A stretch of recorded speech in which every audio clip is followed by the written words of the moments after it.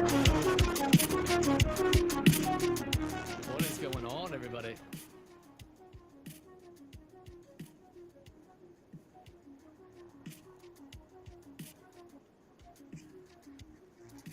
Chat, what's up? Oh my gosh, there's so many of you. Lorenzo, Zen, Sims, Mad, Yo Mama, Carlos, Some Molecule, Tim, Carl. Oh my gosh, look at all you guys. What's up? What's up? Welcome to the stream.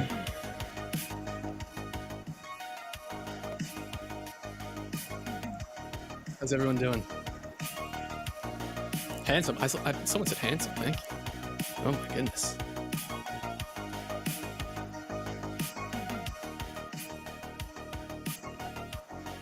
My boy, Mama Mills in chat. Mama Void. Let's see who else played the drums. No, not right now.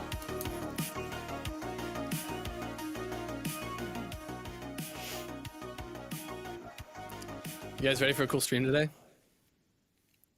We got some cool guests. It's been a minute since we heard news.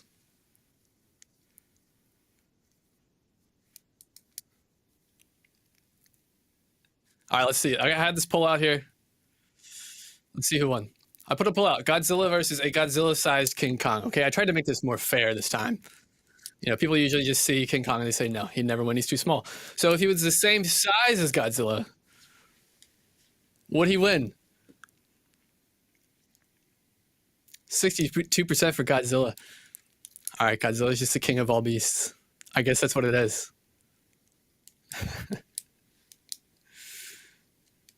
I guess that's what it is. Oh, all right. Thank you. Thank you for becoming a member. If anyone wants to join, support the channel, greatly appreciate it. If you subscribe today, you become a cadet. But I have a membership and I have Patreon if you guys want to support the channel, see the cool perks. First of all, let's end this poll.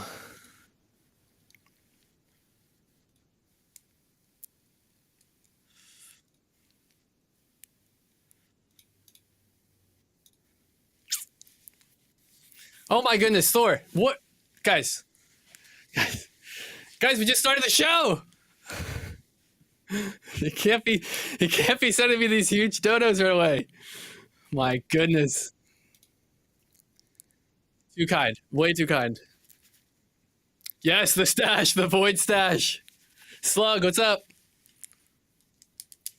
Frozone, hey, you made it.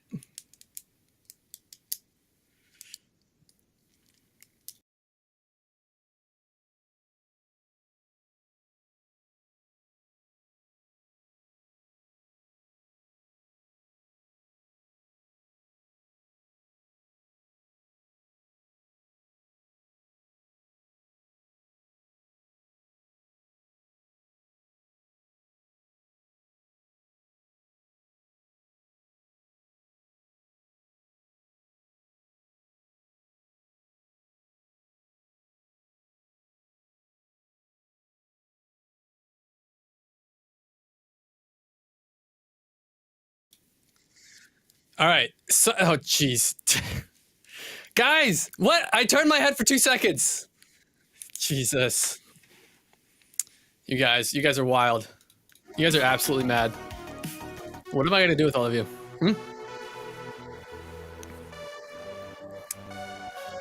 Oh, we got some super chats. All right. Gucci Gamer Gear. Okay. All right. Welcome aboard. Thank you for the new members that are joining. Thank you for the super chats. Really, I appreciate it, you guys. You do not have to do that. We are going to have an awesome stream today. So welcome. I'm glad you guys are here. This is going to be really fun. We have some really cool guests today that we're going to be introducing. We have Rat from the War of the Worlds and guests, more team members, and we're going to look at the update they just dropped. I know it's been a moment. You guys are itching. You guys are itching for it, aren't you? So we're gonna look at it. We're gonna talk to them, and we're gonna go from there. We're gonna also do questions at the end if you guys have questions that I didn't get around to. So let's get into bringing these guys on. Please put your hands up. Let's see some emojis as we introduce these guys. First, we're gonna bring in the man himself, Raph. What's going on? It's good to be back on your stream. You always make me feel like a celebrity. Yeah, man, trying to make people feel good here. And secondly, we have someone, and everyone else here is first time on the stream. We have L, I believe if I'm pronouncing that right.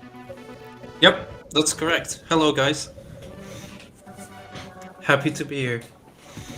And next we have Gargoyle with the 6s. Hey guys. And you may have heard his voice, but we have Kaneki. Hello. There he is. There he is. Hey. All right. And last but not least, Chris. This is a big group today. Chris, how you doing? Oh, I'm great, thank you. All right. We can hear everybody. Everyone's good. Oh, we got the video feed with Kaneki. Look at this stash here. Look at this. There we go. Show it off, man. Show it off. Chad stash. All right. Look at these handsome gentlemen. I only recruit the handsomest of the handsome. Okay, so I should real leave, right? quick, I'm hearing a little bit of feedback from the stream. I'll just keep my mic muted. I don't think it's me because I have a headset, but... Okay, no, we got it. We're good. All right, cool. Okay, what's going on? This is a big group. This is huge. Let's this is awesome. Welcome, guys, to being here for the first time. Really cool to have you here. Thank you. I'm honored. This is great. I'm sure everyone's excited, and it definitely looks like you guys are. Some super chats I don't want to miss. Nice. Thank you for all the super chats and emojis. Cool. So welcome, you guys. Thank you for being here. We are going to go over the latest update and just talk with you guys and what you do on this team. I, of course, have questions as well, but we will get to those later. And then at the very end, we'll open up for viewer questions if there's anything that we didn't talk about. So let's start. I'm sure everyone knows, but we're going to go through the list. So Raph, who are you? What do you do? So I'm the lead developer on War of the Worlds. So I had the idea, and I've just been working hard and doing my best to make it a reality. Yes, sir. And now we have Eld. Welcome. And what is it that you do on this project? Thank you. I'm a modeler and texture artist, and I've been hired by Raph to make the new tripod. Okay. All right. And that's the tripod we will be getting a look at today. Yep. Sweet.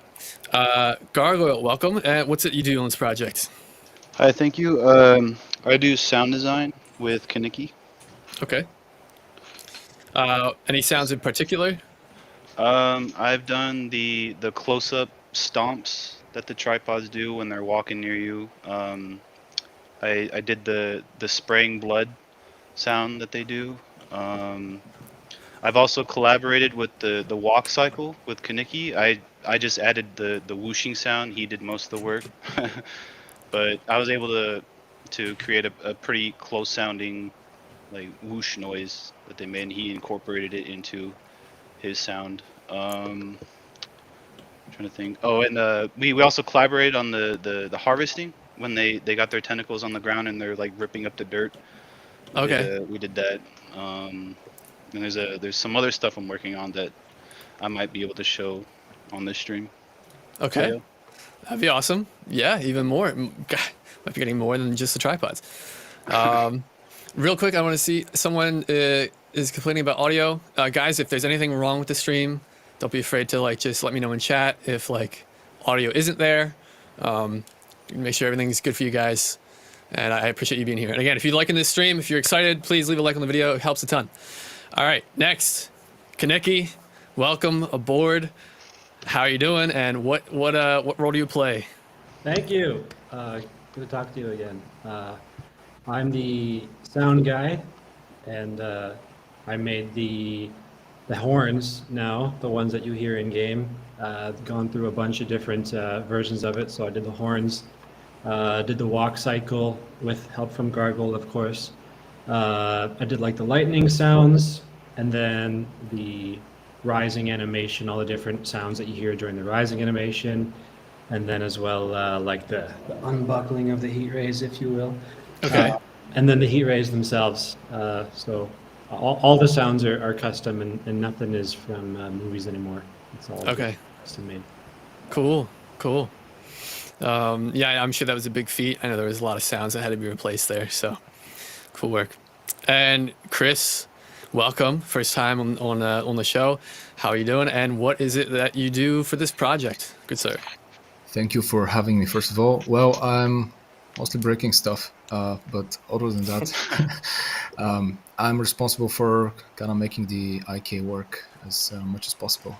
Okay. And and consulting where consulting is needed. Real So I'm- quick, if I Sure. can interject real quick. There's Araya Entertainment. He's in the chat. He made the textures for the previous tripod, as well as the model for the alien and the textures that we use for the aliens now. He only speaks Spanish, so I didn't really invite him to the stream because it would have Okay. been a lot of translating. But he does deserve the recognition for that. And then, yeah, Chris does the IK. If nobody knows what the IK is, it's inverse kinematics, which basically it's what keeps the legs of the tripod aligned to the terrain and the different height of the map, so that they don't, clip through. Because the animations won't do that. It has to all be done at runtime in the game engine. So, he helped me out a lot with that. All right. Well, yeah, that's. I'm glad you're shouting them out. It's awesome to see credit being given to where credit's due. So welcome everybody. This is so neat. Now we are gonna get into looking at this new update with these new tripods and whatever you guys want to show us, you want to go more in depth with. So if you want to jump right into it, we can. If there's anything you want to share from your screen, we'll get that up here, and we can take a look at it. But Chris, you mentioned, I don't know if you were joking, you said you break things. Is that because you test things, or? Well, depends on, but yeah, mostly kind of when you're trying to figure out the IK, there's with procedural animations, there's a lot of ways you can break stuff, and sometimes stuff go wrong, go into production. But yeah, don't dig too much into that. Yeah. Sure. Yeah, so we can start with Eld, and he Yeah. can explain the process. Basically, I found Eld. He's done some really awesome artwork in our Discord. He made his own original design of a tripod, and once I saw it, I was like, this guy's super talented. And I already had the idea to sort of redo the tripod because there was a lot of things wrong with it, and we can go into that when he shows it. But I'll let him take it from here. Yeah, thanks. So, the way it started, like Raf said, he asked me, and what we had was, because the main motivation for this was a member, Eves, basically. He was willing to pull apart his Pegasus model kit and scan it as reference. So, what I have on here is basically the scan that I got. So what this was really useful for is knowing like the proportions of the tripod, getting an idea of the overall shapes that it should have. He did other scans where he took pictures, so you have like color in here as well, so it gives you a little bit more idea of some of the details, but as you can see there's holes in it. Some stuff aren't really shaped correctly. There's stuff sticking out, basically chunks, but it gave me a really good reference for where to start on this. So I this basically this second model we're looking at, this is just you like painting over the texture. Oh no, so this is basically his model kit as it is like painted. These are Okay. basically pictures of his model kit. So this is a 3D scan. Yeah, but these it's two been are painted. like scans. Okay. And this is what I eventually ended up with.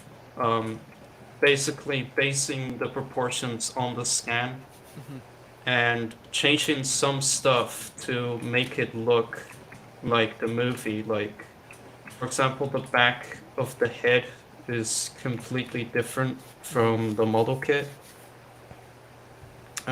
What I also did is there's different versions of some sections of the tripod in the movie. So my goal was to combine them as much as possible, all the different like variations. There's a lot of inconsistency in the movie. And so after this stage, the model is complete. The next thing I would do is make the normal maps. This is where like all the fine little details come into play. Basically all the engravings, all the lines and everything. As you can like see here, you got the text, you got all the triangles, the lines for all the membranes in here. It's basically all like painted by hand. Got like all the little symbols. I just basically tried sticking as much on there as I could. Anything that I could find. And so this is the current model that you're working with right now. This is the model as it currently is. Yeah, it looks fantastic. I have to say, when I first saw this thing, it's very sleek. It's very detailed. This is really impressive work. And how long would you say it took to get from the first model to now what we're looking at? So basically starting with the scan, I would say it took 2 months to get this out of it. Wow. Like all this took 2 months. And yeah, again, like whatever little thing I could find, it's just on there. The player might not notice it, but it's just nice to have it all on there. Yes. What would you say is like, what was the hardest part about making this model? And what would you say was like the reason it took 2 months? Like, what was that part that made it the hardest? I'd say the hardest part was probably the thigh over here. Like, this is like a really weird shape to create. It definitely was like the most annoying part for me to build. So when you build this, are you building this in Blender, or how are you going about this? Yeah, I basically just build it in Blender. Do you piece parts together, or you work on it as like one entire sculpture? So it's like separated into like sections basically. So you have like the head is a section, and then Okay. I move on to like the body. That's awesome. Yeah, but that makes it easier. So if you need to update something or change something, working in segments like that must be helpful at least. Yeah, it's very helpful. Now, as far as scale and proportion, is this directly taken from the scans? So is it like, can you get any more accurate? Like, is the Pegasus model like the model? I would say, like, is it like the model in terms of details or? As far as like size and proportion, like the head to the legs, like how did you determine all those things? So I basically use the scan as like a reference for all the proportions, but the actual size, we were like debating on that because there's like inconsistencies in the movie. Like in some scenes they're like bigger, in some scenes they're smaller, or so they can like fit in the camera. So that's actually a really interesting detail. I've heard that in the movie there's inconsistencies, but I didn't know like what kind. I just figured maybe as far as looks. There's like the back of the head. There's basically like 3 different versions in the movie. It's insane.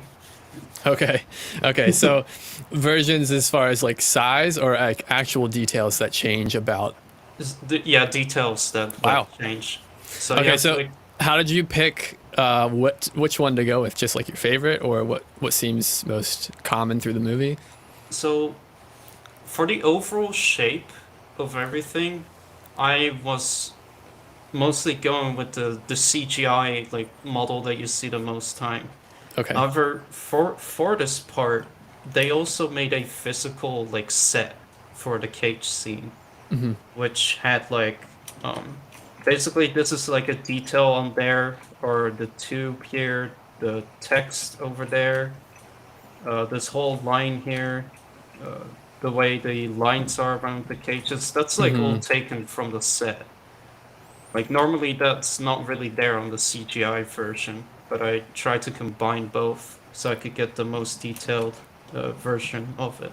Okay. Wow. Wow. So, yeah, you mentioned the cages, so I imagine that's next to add to this, Yep. or okay, Yeah. Exactly. it's As awesome. well as the probe and the tentacles. Those will be redone by Elda as well. And Okay. the Uberpod, which soon TM. Now, I believe so. Well, okay. Let me ask questions that maybe the audience would ask. I might know things already, but so what does this new model do aside from looking amazing? What would you say it does further for your game compared to like so why like you had a model and now we have this one? What Yes, so what you went? can see the old one on the right there. It can kind of give you a better idea of the difference. Well, when I dropped that last video in December, every time I do a video, like there's so much traction in the game that it gains, and I'm always trying to figure out like what can we do better. How can we improve? Mm. Because the more hype this game gets, like the better I want to make the final product. And seeing like that tripod come out of the ground, I was like, this looks so much better than that first idea video that I had uploaded in April of 2021.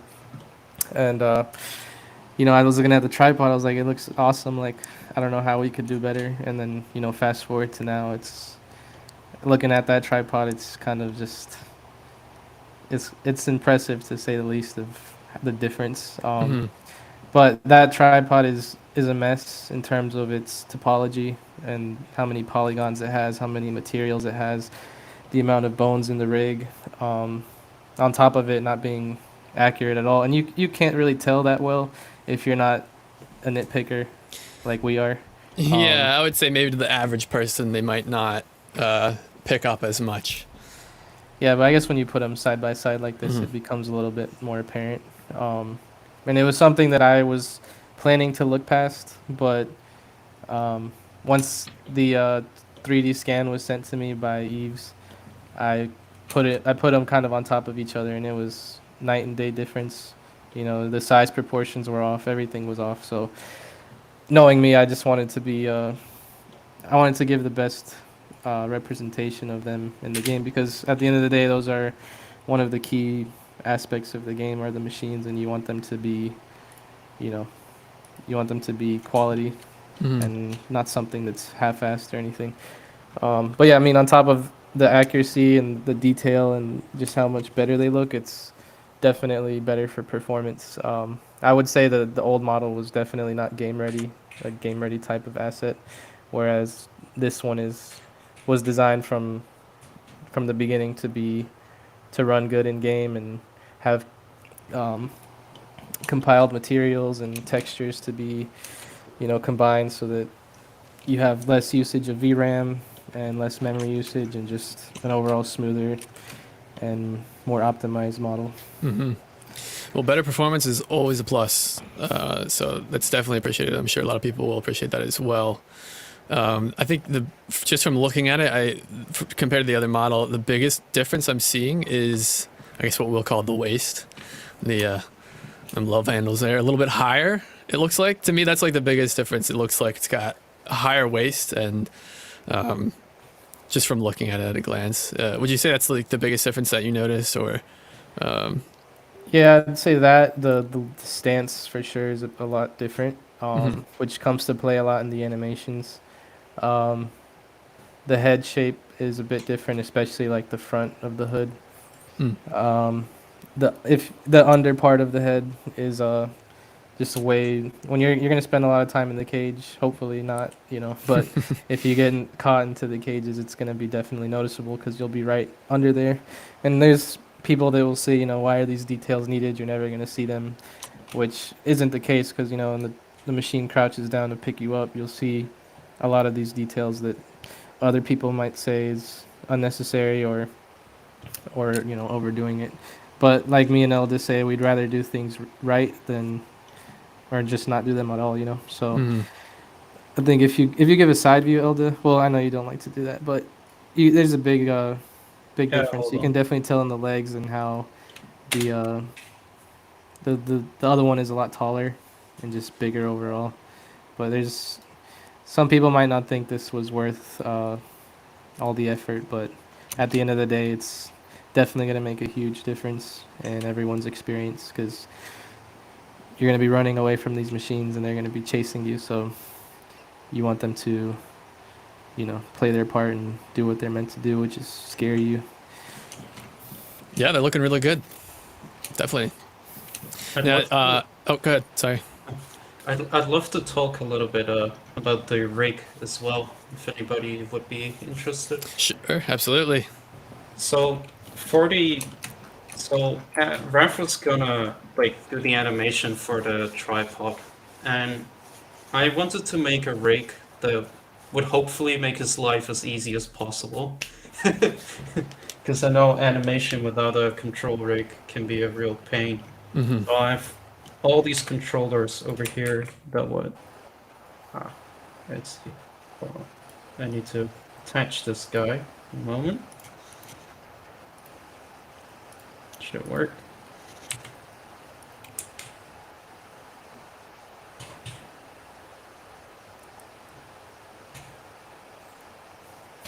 Yeah, so I'll preview some of the animations that I've done after he shows off the rig. Oh, awesome. There we Yeah, I go. was going to ask if we could see any today. There we go. Yeah, I'll show some. Nice. I had attached it to the wrong thing. Let me check these guys. If they're right too. Okay. Now there's a lot of like little stuff, like all these. There's like bones for all the toes as well, making sure they can open and close. Oh my goodness. Little things like that, just things like this, just making it a lot easier to post model stuff like this for the leg. Then And you get can't like you can't underestimate how much a good rig helps when it comes to animating. The rig of the old tripod was definitely lacking in certain parts. Yeah, this is really really neat to see. I love seeing the movement. It looks really fluid. So yeah, what's different between the last model and this model with the bones we're seeing?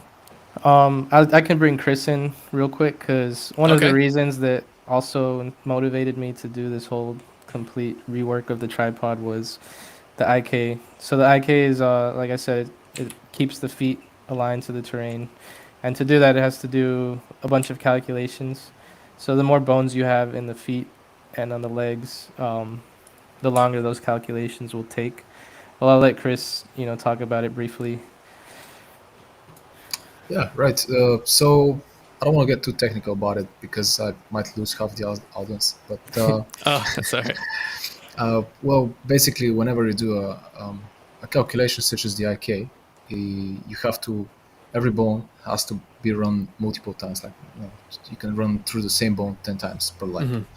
and each leg in turn has like toes. Like when you have the leg, and the toes need to get calculated as well after the leg runs. So you multiply that by say what did we have? I think like 60 bones per It leg, was it was crazy amount. and we did the math. So like 60 bones per leg, 3 legs, and also a bunch of toes, and we came to a number close to 10,000 calculations per frame, which was Oh my. yeah. I It sounds a lot than okay. it is. I imagine it's a lot, but to the average viewer who might not know inverse kinematics or programming, I take it you're saying that would be a lot. It is. It's you can imagine almost half of your CPU power, or like what you, however you want to think about it, went into calculating the legs, and of course the tentacles. So Yeah. we kind of wanted to reduce that, and now it's a lot better. And the new rig also helps a ton about it because it's using bones in a more efficient way. So 60k bones, wait, what did I hear? It's like I think it was roughly around 60 bones per leg. 60 bones. Okay, There was 60 bones per leg. there was no when they rigged the old tripod, we didn't consider, you know, the IK situation, or we just wanted the legs to be smooth and, you know, look smooth, and they still do in this model. We just made sure when we rigged it this time, or when Elder rigged it, that we kept that in mind. You know, we want it to be the least amount possible while also maintaining that smooth curve when you bend the legs. How many bones would you say are in the new boy? Can I count them? I wonder. See. Sure, there's I a take way. it it's less than 60 per leg. Oh, 222. Okay, overall. Yeah, that's the amount of bones. That's counting the controllers as well, like these things. Okay. Yeah, it's super neat. That's super. So, has this experience changed anything else going forward that you guys are making? I don't want to get too off topic or switch topics too quickly, but is it changing anything else? Like, are you reworking anything else, or is that under wraps? Well, yeah. So definitely Elda, and the amount of work and detail he put into this has inspired all of us to step up our games and just do better overall. So one of those things is something that we brought up, or has been brought up a lot by testers and just the community in general. People wanting the game to be built in Unreal Engine, specifically Unreal Engine 5, which I've thought about several times. I don't have any experience with Unreal, just a few hours of Unreal experience, and it's something that I considered. So I actually have the tripod in Unreal as well as in Unity, and after we wanted to debate about this on stream and get the community's input. So Chris is probably the one here that has the most experience with both game engines, and I'll let him talk about his input on those. But the other alternative is upgrading the Unity project to use the high definition render pipeline, which is a scriptable render pipeline for Unity, which can easily make it on par with Unreal Engine 5's best graphics. So I approached Chris with the idea of, hey, what do you think about switching to Unreal Engine 5? Because if we were going to do any kind of big transition in the project, it would have to be now, because right now we're in a point where we want to do a new map. We've got this new tripod.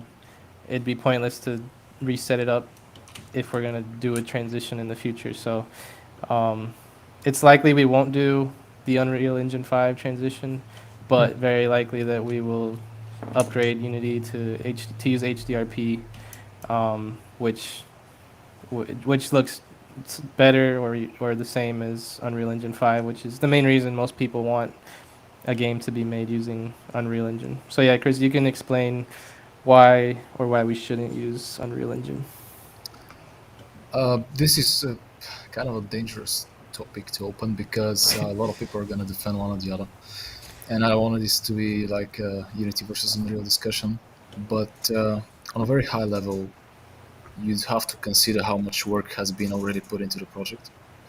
And obviously, you know, you have a working game and you have understanding of Unity and all its systems. You've already kind of been there, done that. And Unreal has its charm, you could say.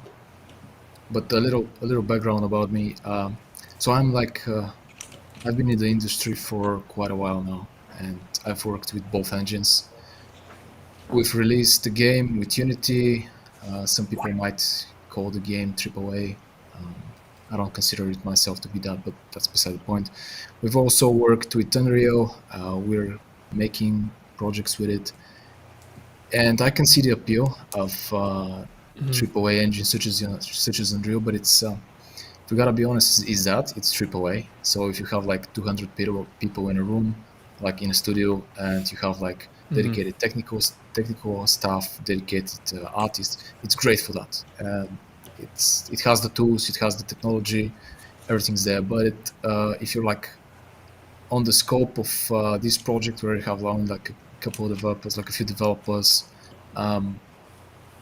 Unity is more tailored towards this kind of projects where you have to do a lot with very few people. So it has pros and cons in both cases.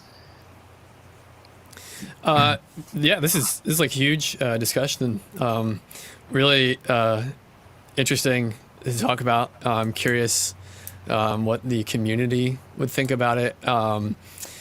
What would you say is the biggest deciding factor for whether you would go with Unreal or Unity? Like, is there anything that would make you say, all right, let's go Unreal? Is there a box that would be checked there? So the reason for me saying this, even considering it in the first place, because I've had countless people in comments or on Discord or even the close testers like, oh, you should switch to Unreal.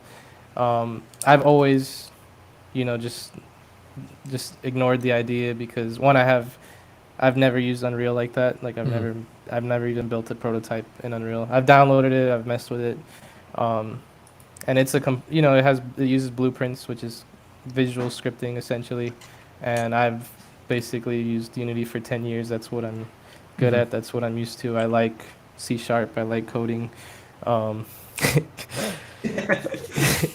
But El's got to be dancing in the background. that would essentially be the main reason. That one, I don't have the background or experience in Unreal, and two, it would require basically redoing everything except like the art and stuff. But yeah, I mean, it's a gargantuan task, which is why I never even wanted to consider it. But at the end of the day, like I don't want to rush this game. I want it to be done right, which now I think is a good time to mention that I don't want to stay confined to that Q1 2023 estimate I had said before. The main reason is because in March I was going to be going into the Fire Academy for my dream job, but I deferred to the last class of 2025 because I really don't want to rush this game. Like this game, from the day that I announced it, like it's done a complete different idea because it started as a small idea. I wanted to do it as a free project and just like something, quick, something that like was just like a little project, and then once it blew up, I was like, okay, all these people are throwing these ideas that sound awesome to do, like the multiplayer and all these survival concepts and stuff, and it turned into something that I really wanted to like do right, because this is such a unique concept. This is something so important to so many people, and the last thing you want to do is rush something like this and do it wrong or like disappoint, so I want to take my time. I want to make sure it's done right. I want to make sure it's a good product, and yeah, just don't want to let anybody down because not only am I super excited about it, so is everybody else. Even the people working on it, they're not random people. They're people that reached out to me or that are in the community originally, and we're all here for the same reason, that we love this idea and we want to do the best we can. And yeah. Yeah, it's funny. I was filming like a 2022 recap video for my own channel, and I was looking back at my own channel, and when I first found your game, it seems like such a small number now, but at the time I was like, oh, look how many subscribers. You had like 18,000 subscribers.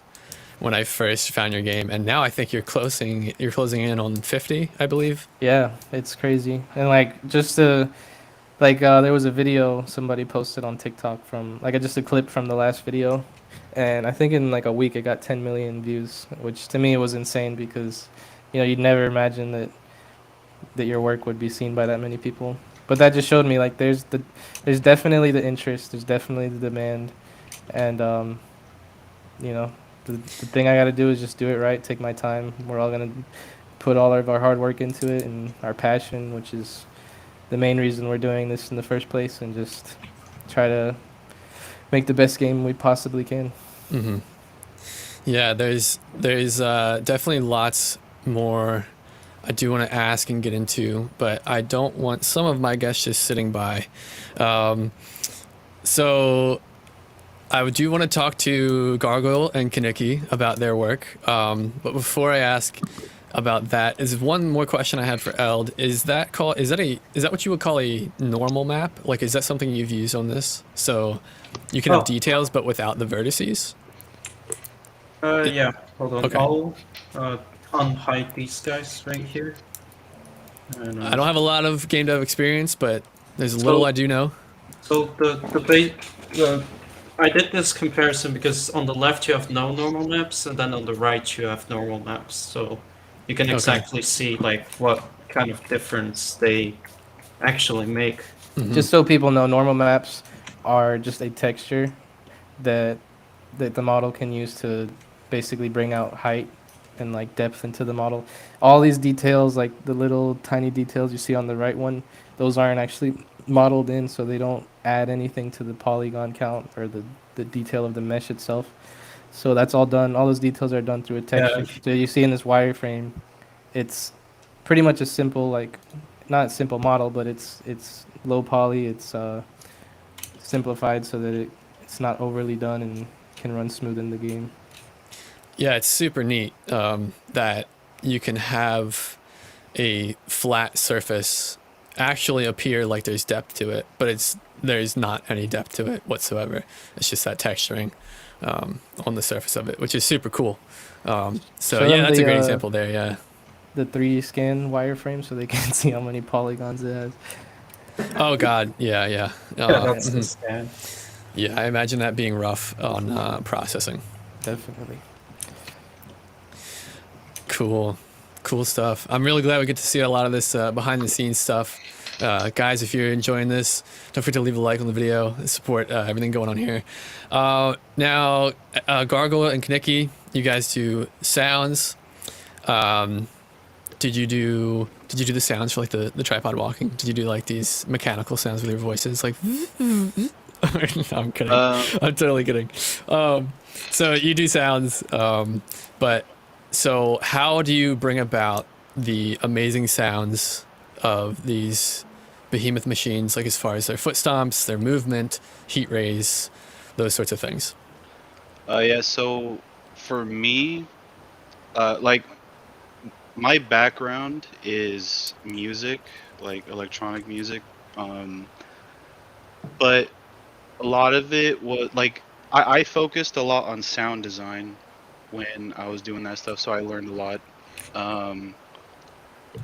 So like a lot of the work that I do is I take samples of like just really mundane things like a train, the sound of rocks, stuff like that, and just manipulating it and adding effects in a way that makes sense in the context of what kind of sound I want to make. But for this game, like, for example, when I made the blood spraying sound, there was a lot of like turbines, like from planes, that add the background kind of whining sound. There's a lot of like water spraying, and a lot of miscellaneous like fans and stuff that have a lot of effects to give it a really alien kind of otherworldly sound, in the best way to mimic what's going on in the movie. Yeah, I have to say that spraying sound was one of my favorites that I'd heard. It I was just agree. Thank you. it was very That was the neat. sound that I decided to like ask him to become an actual official member, because that sound was awesome. And all these sounds, like while they're meant to, be based on the film, they also have their own twist, especially like the rising and the heat rays and the horn is something so iconic that we definitely wanted to stay as true as possible.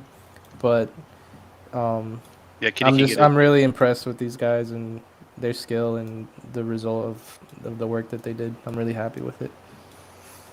Awesome. But yeah, I think Kinnicky, his horns just sound so good. Like really close to the movie. Yeah, so there's two things that were interesting that were brought up. I'm really curious because Raph just pointed it out that was kind of the thing that brought you all into the team. I would like to know when each of you started and like what was that one thing that brought you guys on. But first, you mentioned that Kinnicky, you said Kinnicky does the horns. So do you guys do two things like separately? Do you have your own separate? Do you have your own separate things that you handle? We've been meaning to like really collab on a sound, but when we did collab the other times, we just kind of I just sent him something I made, and then he would go and do his own project and incorporate it. But someday we'll probably actually really have a collab that we do in one project, because I want to learn Ableton, which is what he uses. But yeah, most of the stuff that we made was separate.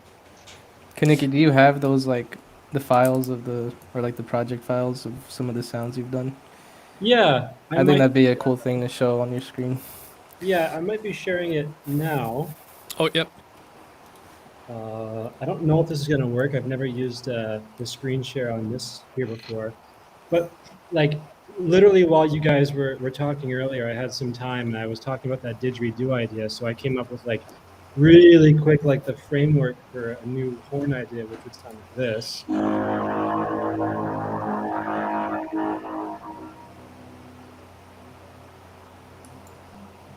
And that's just what it sounds like as a didgeridoo instead of the other stuff that I had. Okay. Let's see here. And That's so cool to me, like how he could do that. I don't know. it's just like layers of effects and everything. But I think the most interesting and intricate one would be the walk Jesus cycle Christ. here, which is a few different layers. It's actually a lot easier to layer things when it's a like a timed motions, or like walking is very rhythmic, right? You can actually have, so the walk cycle is actually timed to a metronome, and everything has different like there's all sorts of different effects and layers and samples that have gone into it, which it ends up sounding like this.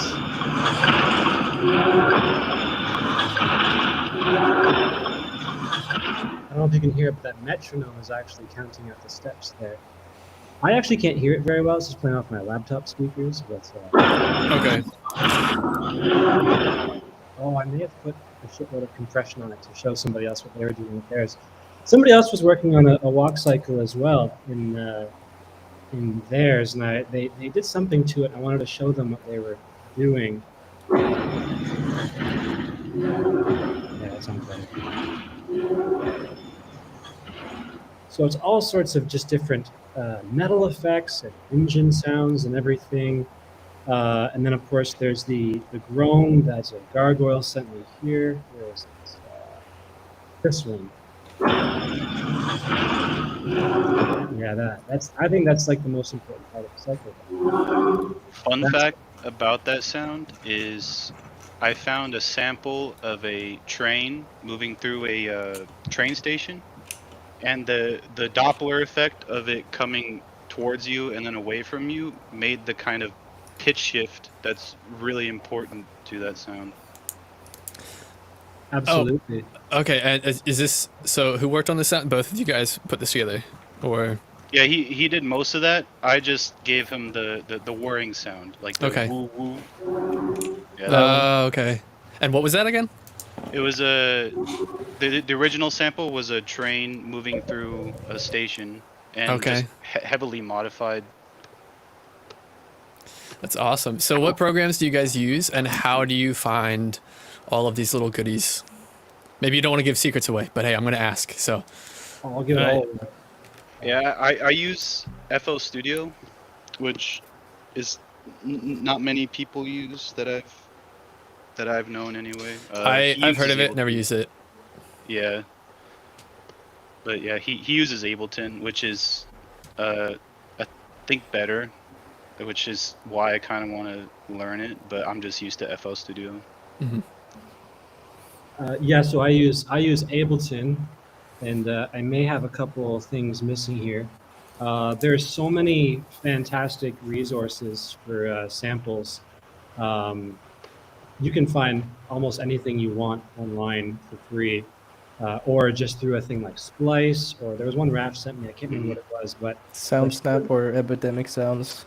yeah, so Those are there's subscription based, so I pay Mhm. monthly, but you get an access to a large library of sounds, which I've used for the game as well, like just different sounds for different things. yeah, so everybody knows like the sound of like a tank starting up is what was used for the heat rays. And then for the actual rising of the tripod, I used like one of those big like industrial electronic motors here, and then layered it with a whole bunch of different sounds like debris falling and different machines starting up, and even like a helicopter starting up, and you get this sort of I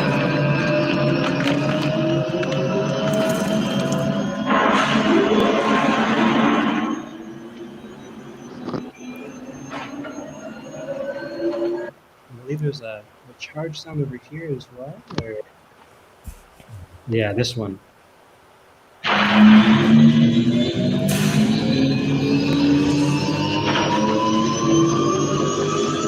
There's all sorts of different. It's just layers upon layers of different samples that you find, and like having an ear for like what you want to like the result to be, and then just finding different samples online through any sort of medium that you can find, and sort of filling in little gaps and making it sound like a complete sort of product. And of course, you reference the movie and find all sorts of different stuff there. But so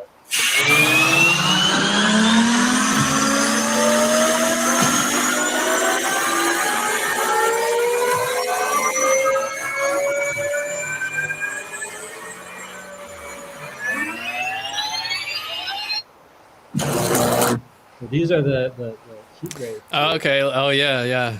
So that was just like a very early version of the charge, and then this was the project for the heat rays. Someone on Discord, I can't remember who it was, but they sent me basically just like a sort of a voltage arc sort of situation, and it was just like a bzz sound. As you can hear, it's just a regular arc. It's nice. It's crispy. And then with with different EQ, you're boosting in different ways, and just adding different effects to it. A flanger to give it some width and some sort of like some space. Saturator to give it a bit more like grit, I suppose. And then you layer it with other. That one's knocked it down. There's a synth in there as well. And then there was. It's hard to hear, but when the lasers actually go off in the movie, there's a sort of like an impact to it. It isn't just zzz, there's like an impact to it. It has a real attack to it, and it makes it sound more aggressive. And so you have these different like impact sounds. And then it all together layers into this sort of really aggressive, really gritty sounding heat race. Like that. It's awesome. Yeah, it's really cool to hear that and see that broken apart and see how all those little pieces blend together. Makes something really intimidating. I can, if you're interested, I could go through the horns too. I think that's the one everybody wants to see. I don't know, chat. Should we? I don't know. What do you think? I don't know. Let's see, chat. I mean, do we want to? I mean, who wants? Do we want to hear the horns? I don't know. Can you make a whole Uh, video just on the horns, Void? Let's see. Let's see. I'm seeing a lot of no's. I'm seeing a lot of people saying no in chat. I'm sorry. I see a couple appreciate people that. saying end the stream. This is boring. All right. Yes. We want to hear. We want to hear the horns. So Okay, so you're not gonna believe this. In the movie, the horns, I think were made with a didgeridoo. If you listen to behind the scenes stuff, but this one actually is made with a violin. Um,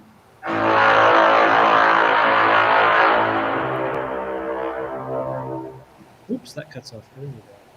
Let's see. nice. Is that you?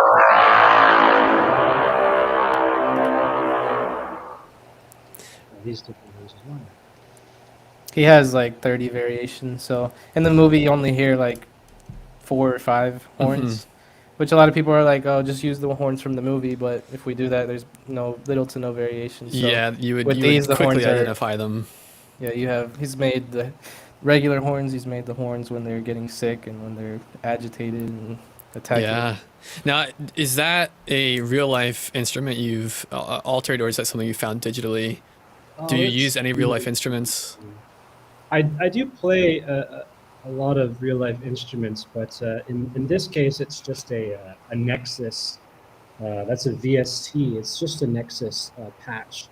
Let me see if I can drag that out. There we go. I want to show you guys what it sounds like before that even comes in. It'd be kind of difficult, but let's go through it one by one. So it's just a violin, and then without any effects on it, I gotta go through it one by one. Without any effects on it, it just sounds like this.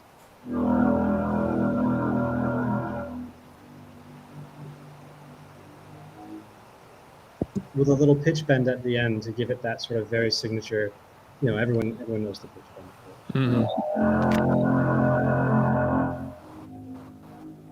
It's funny. I'm almost getting like nautical vibes from that. Like it's reminding me of this like big heavy ship kind of thing. It's very interesting. Just hearing that like isolated. a foghorn. Sounds like a foghorn. Yeah, we get that a lot. Yeah, like a So foghorn. it's just like, so let's go through it one by one here. You have 2 different layers of saturation, which is just like me screwing around for hours on end to get this really, like you take a violin sound and then you make it gritty like this.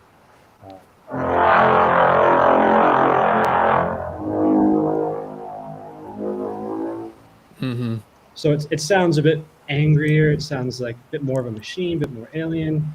And then some volume adjustments, some EQ. A drum bus is really good for adding bass for all you Ableton people out there. This drum bus here, fantastic for adding bass. And then you have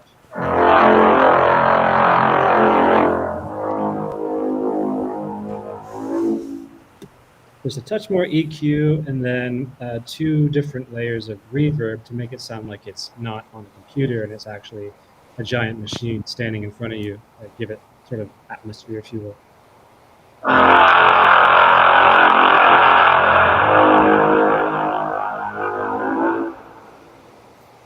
That's awesome.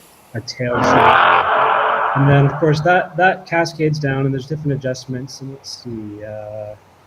There's also different horns for like when they're really close to you. That sounds a lot different. Yes. Those are like when it's damaged. You hear it has a sort of like dissonant sort of progression to it. It's supposed to sound like it's rushing, it's unhealthy, it's almost like panicking, and so it has these unusual cadences to it. And it's like it's sort of a much less harmonic sounding horn. Yeah, that's really neat. I was gonna ask if we could hear some of those like sick sounding horns. And it is, so these are those that you're talking about.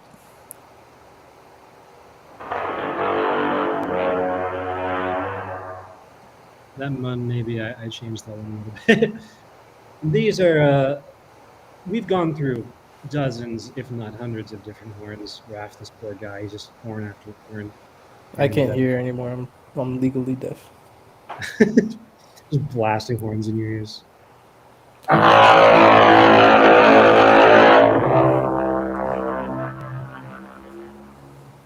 these are like close-ups, so they're with a lot more distortion, a lot less reverb, and it's made to sound as if it's like mimicking the sound of like blowing out your eardrums. Because considering you can hear these things from miles away, if you're right next to them and they go off, it's gonna affect your hearing. So I kind of mimicked that sound with these close-up horns, and then Yeah, so we've got close-up horns, we've got regular distance horns, we've got far-away horns, so that you have that variety and that you can differentiate the sound, and it all sounds natural. It doesn't sound like it's, ripped straight from the movie or anything like that. Yeah, it's cool to see how many bases you guys have covered.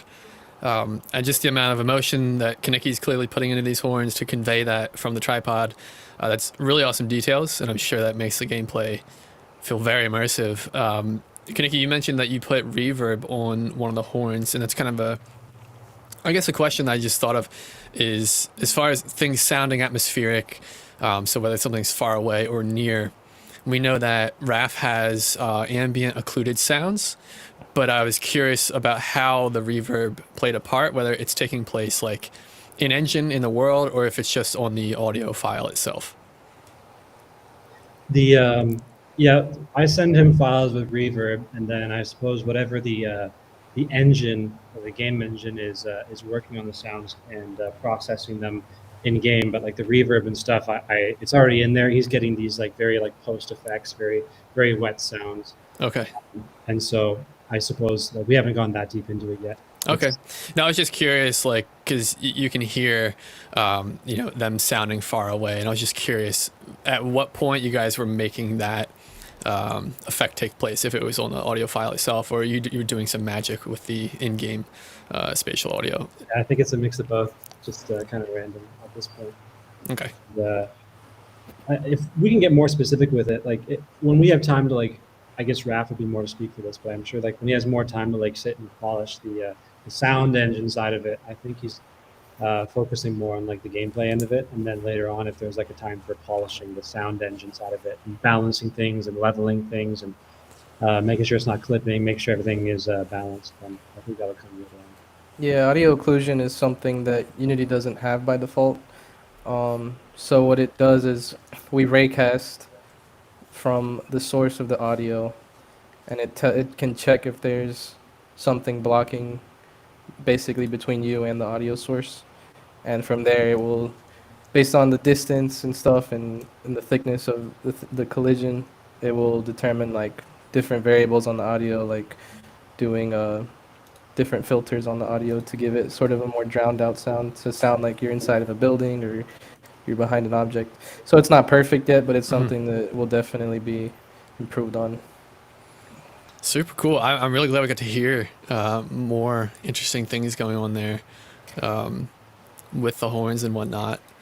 Yeah, I just want to point out how passionate these guys are about their part in the project. I honestly don't think I could find a better person for the sounds than Kanicki and Gargoyle, and a better person for this tripod than Elda, and a better person for the IK than Chris. So I'm truly blessed to be working with these guys. I don't consider them working for me. I just consider us as a team working together to get this game done. I'm doing a heart back to you, Chris. You just can't see me. Hey, there he is. Yeah, me too. Yeah, so I guess that leads into what I was talking about earlier about how you guys each came to the team. How long have each of you been working on the team, and what was that defining piece that brought you on? I'm not sure if they all remember. Elda has been here since December 4th was when... Elda, you can pull up your original design if you want to show it. But he had been posting his art in the artwork channel on our Discord, and I saw that, and I was like, this is the guy, super talented, and he blew my expectations out of the water. He was really the perfect person for this job, and he spent all the time and took all the time needed to find the details and put them into his model. So he'll pull up his tripod. One moment. I believe Kanicki and Gargoyle were late last year, I think August or September. Yeah, I don't even remember. There it is. And both of them reached out to me with some sounds that they did and I was like, these are awesome. Let's work together. Let's get this done.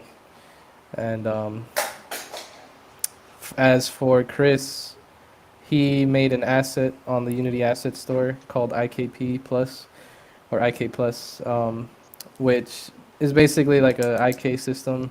It was nowhere near intended to do what I wanted, which was for the tentacles. I was looking on a way to do the tentacles so that they could use IK, and I found his tool.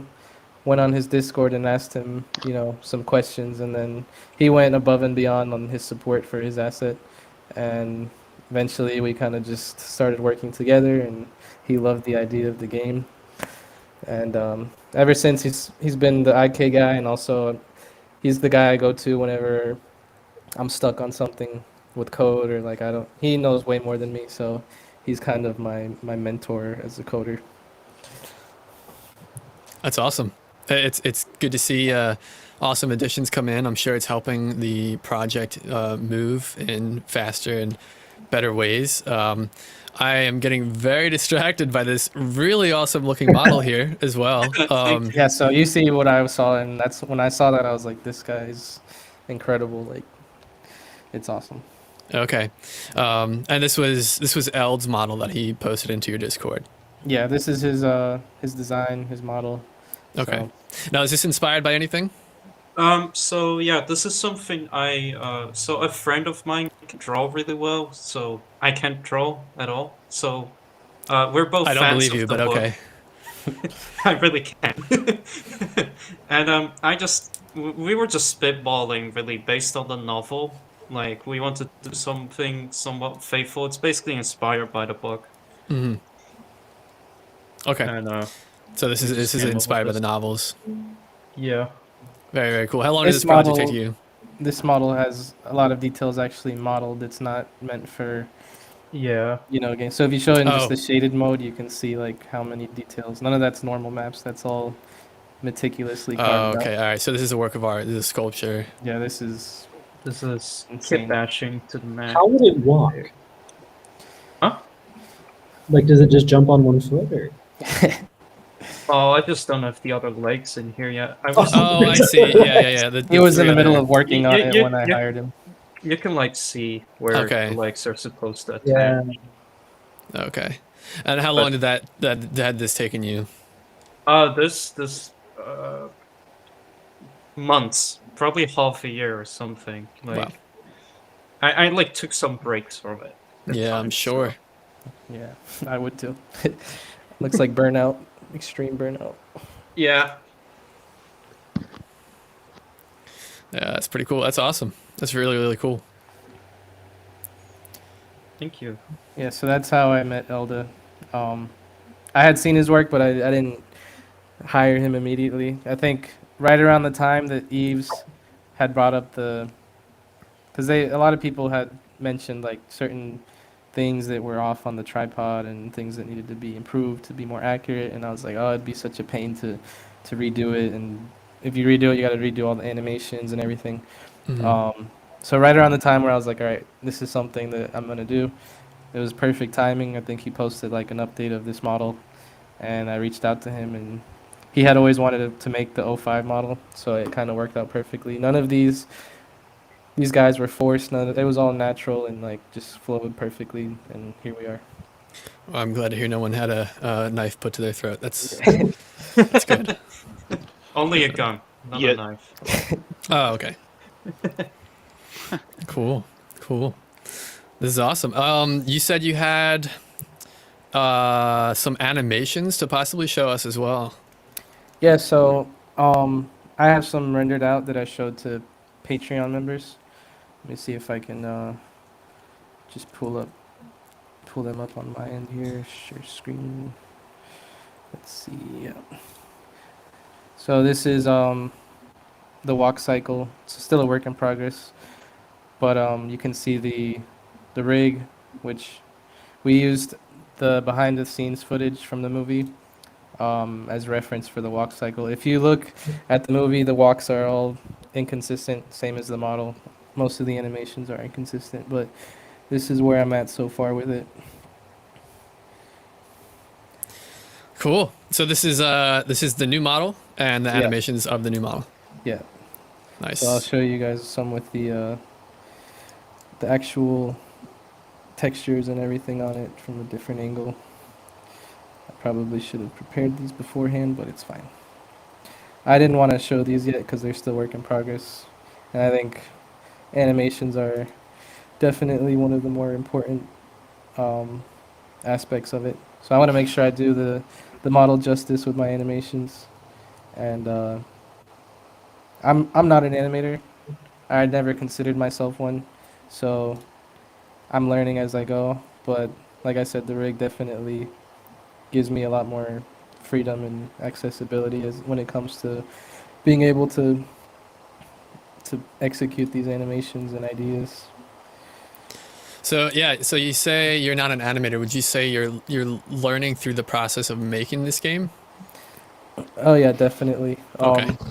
My last game, Emerge NYC, if any of you guys know, like when I started that game, I had zero experience, and so basically my entire uh, knowledge base has been from making that game. So when I started this game, it was really cool to see like how much quicker I could work through it with all the knowledge. Like that game has been in the works since 2016. Um, so it's like now I can move so much faster. I don't need to consult with so many people or hire a studio anymore. I'm able to kind of have an idea and be like, okay, I'm gonna do that. I'm gonna do this. It's really cool. Like when you finally break that wall down of like the lack of knowledge as a game developer, and you can do and execute these ideas. It feels like a superpower, and it's really cool. So I'm um I'm really excited to see like where this game takes me in terms of my skills as a game developer, and yeah, it'll be exciting. And there's Elda's animation, so he doesn't consider himself an animator either, but we both made our own walk cycles, and I think it'd be cool to have different walk styles in the game. So I definitely want to use both in the game. Yeah. Now we've seen this has all been for the harvester, right? Is there any? Is this also including Uberpod? Does that still need to be reworked as well? Yeah, so I mean, it's up to you, Alda, if you want to show what you've done so far on the Uberpod, but he's going to be doing the Uberpod as well. Um, Thankfully, we can reuse the whole bottom part of it. The main thing that needs to be redone is the head, which he's already got a good head start on it. So he's gonna finish that, texture it, do what he has to do, and but yeah, I think it's definitely looking really good and a lot better than what's in the game right now. Okay. Oh yeah, check this out. Yeah, So- that's like This is an It's still, exclusive, by like, the way, so nobody's filled seen with this yet. holes and everything. It's like very work in progress.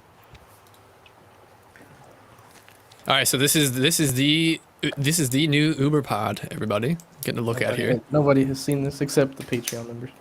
Awesome, very cool.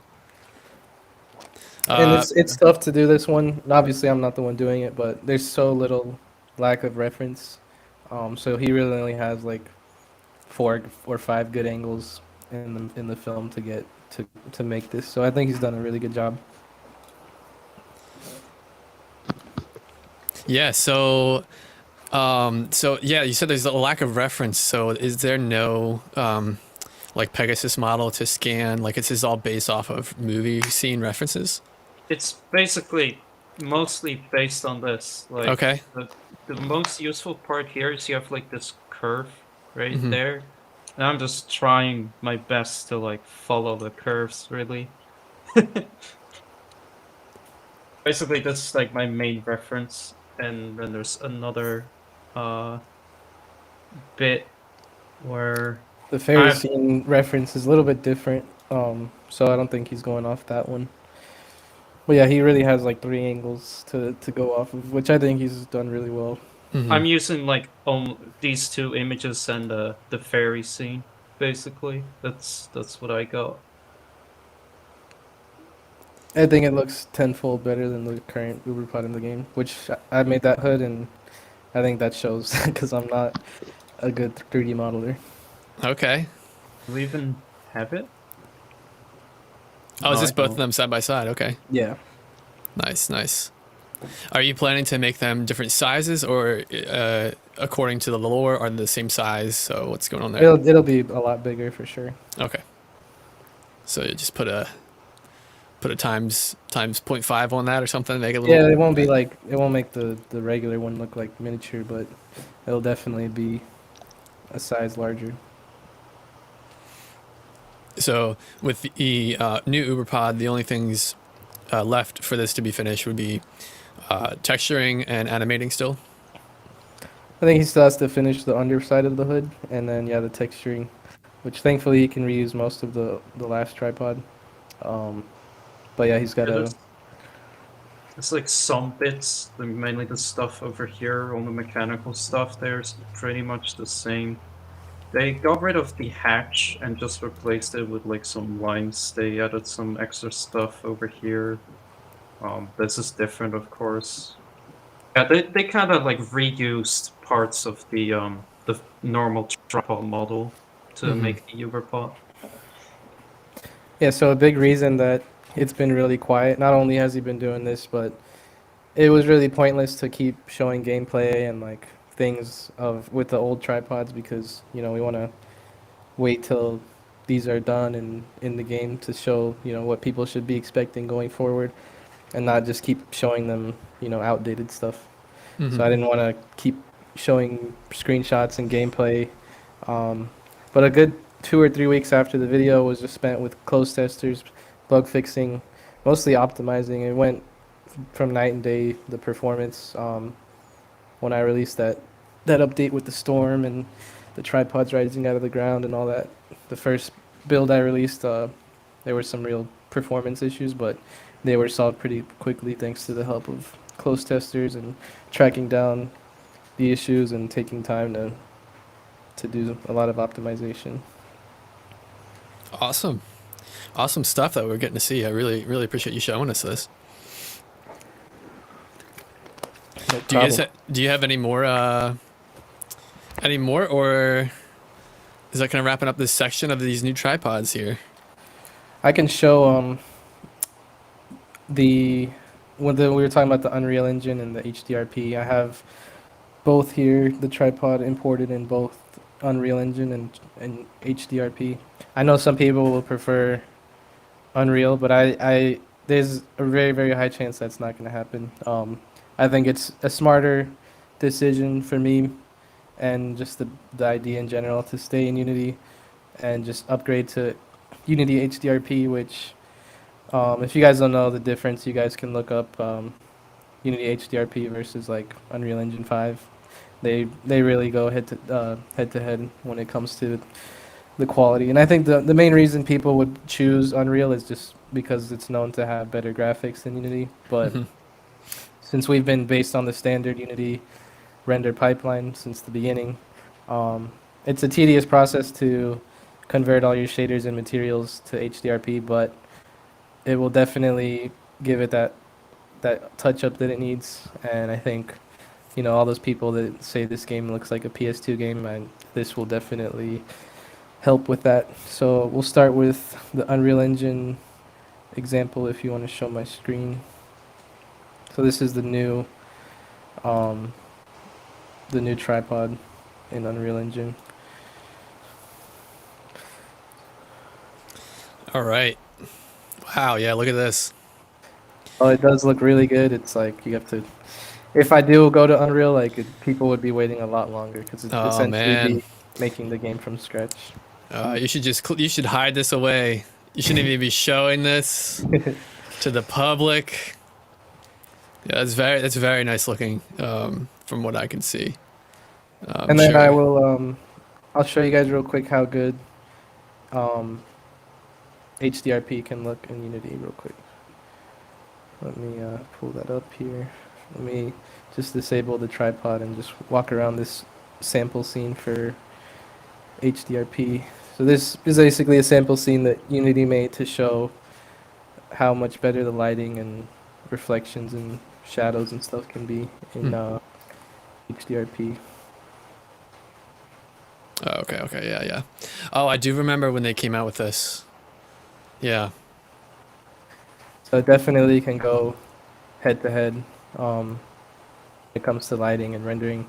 So standard pipeline, which we use now, cannot look anything like this. It's outdated.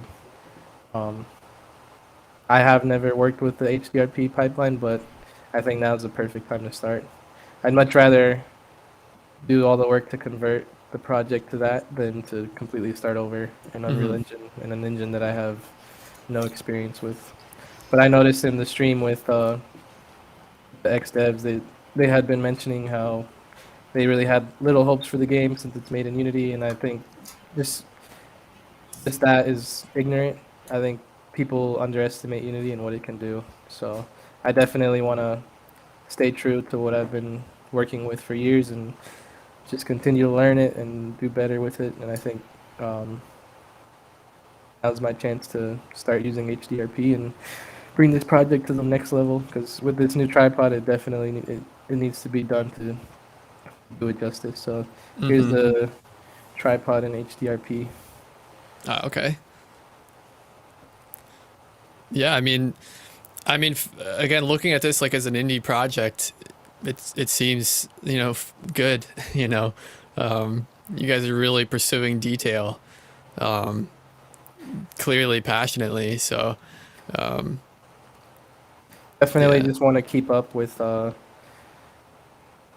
people. There's a huge amount of people every day joining the hype train for the game, and as that grows, you just want to be able to deliver the best product possible because there's a lot of pressure. There's a lot of people that are excited and anxious and just waiting to see what happens with the game. And my my number one goal is just to deliver. Make sure that this becomes a reality by whatever means possible, and just bring this game that all of us have been super excited to play. Also, I can throw in because I can see in the chat some people are asking stuff like, "How's the performance?" or "How does it fare against Unreal 5's performance?" So, generally, with the legacy renderer in Unity, the one that's currently on, it does have a lot of features that you don't usually use, but it does support them. So this is kind of weighing it down a little bit. Whereas HDRP is only focusing on the specific things that you need. So it's kind of, in a way, it's looking better and it's faster, depending on how you set it up. But performance might even get it's purely Improved. speculation, but might even get an increase. I agree. I did a lot of research on that, and from what I've heard, just HDRP is better designed to support more lights and things like that and shadows. And I really feel like I've been pushing the standard pipeline um, to its limits because the previous tripod, all the lighting on the hood used like real time lights in Unity to create that effect, whereas the current tripod, all that's baked into the texture, and you really save a lot of performance. You have like what 15 lights per tripod on the hood, and then if you get rid of those and then you multiply that by however many tripods are on the map, it all adds up. So you want to make the game look better, but also make it run better. And I think we've been successful in doing so. And right now, Chris is still working on getting the IK working on the new tripod because it definitely needed a few changes to get it working. But once that's done and everything is all said and done, we'll be able to get a good comparison on the performance improvements. But I think now's a good time. I'm going to start upgrading to HDRP because the biggest hassle was just all the materials will break once you convert to HDRP. So you have to manually, set them back up to be HDRP compatible. So now that we're also going to be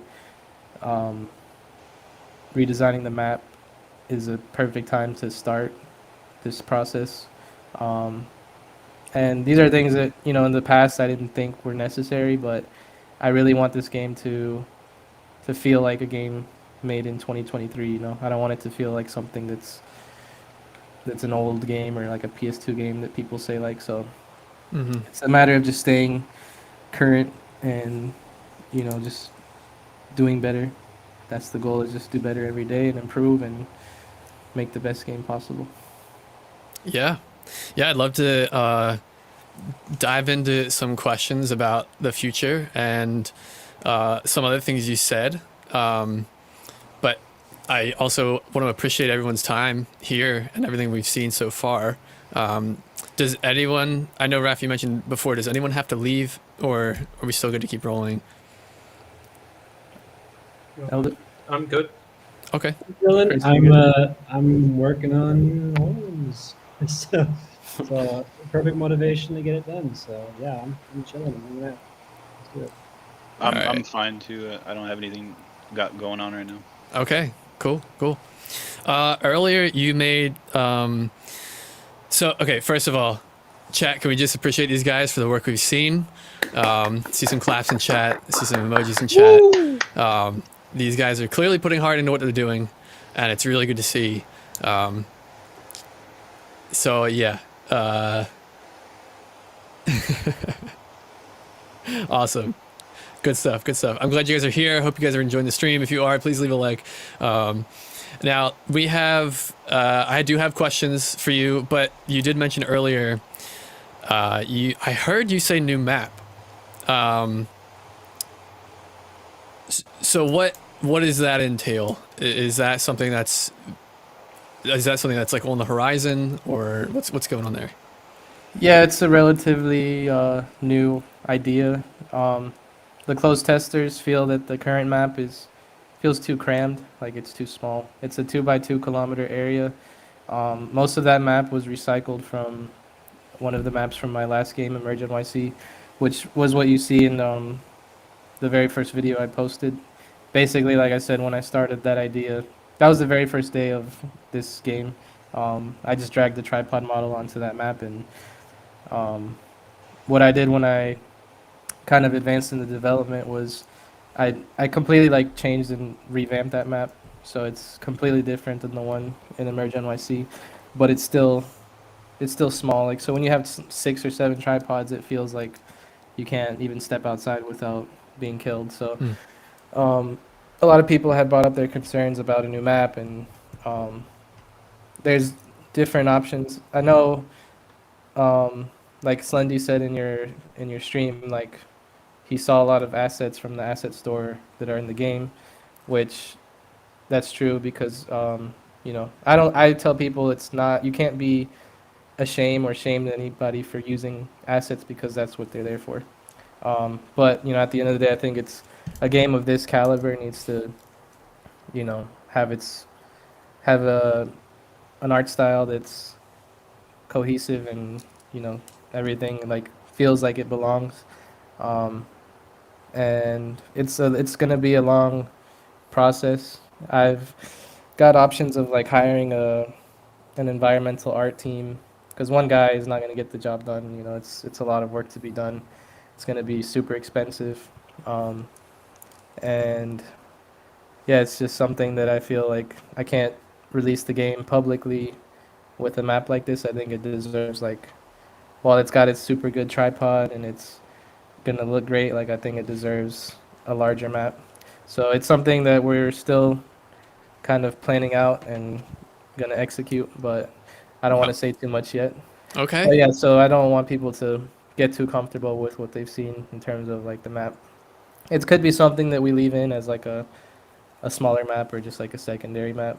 But yeah, it's I definitely like raise the bar as time goes on, and the quality of the product that I want to release this game as. The first day like is completely different than what you see now because every day we just try to do better and do more. And you have more and more people telling you do this, do that, or this, they think this should be improved or that should be improved. And I'm not the type of developer to just like ignore people, like I really build my ideas off of the community and what people want. And I think that's what makes a good game is like listening to the community and their concerns. And if they feel like something needs to be, and that's like, if you look at the videos, you see that pattern, when you first made your video, how many ideas of yours that I incorporate into the next video. And I directly reference that, and I like taking suggestions because those are things maybe I didn't think of or things that I didn't think were important, but in the grand scheme of things, they're, the map is the one of the most important things because that's where you're going to be exploring. That's where you're going to be running around.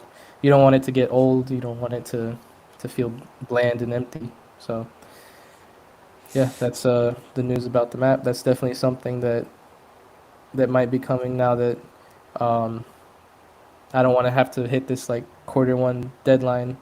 I definitely want to take my time. You know, and the testers, they still get to play the game. The close testing is still an option for anybody who's super impatient, but like I don't recommend you guys become a close tester. It's more for people who want to support the game, want to be a part of the process, and like you really are a part of the process because these close testers, like I have so much to thank them for because they've been able to fund the game, help me pay these guys who are putting their heart and soul into the game, and just giving ideas. Shout out to Vader. He pushed me to make the procedural probe. He gave me the ideas on how to do that. Hmm. Shout out to Eves for pushing us to do this improved tripod.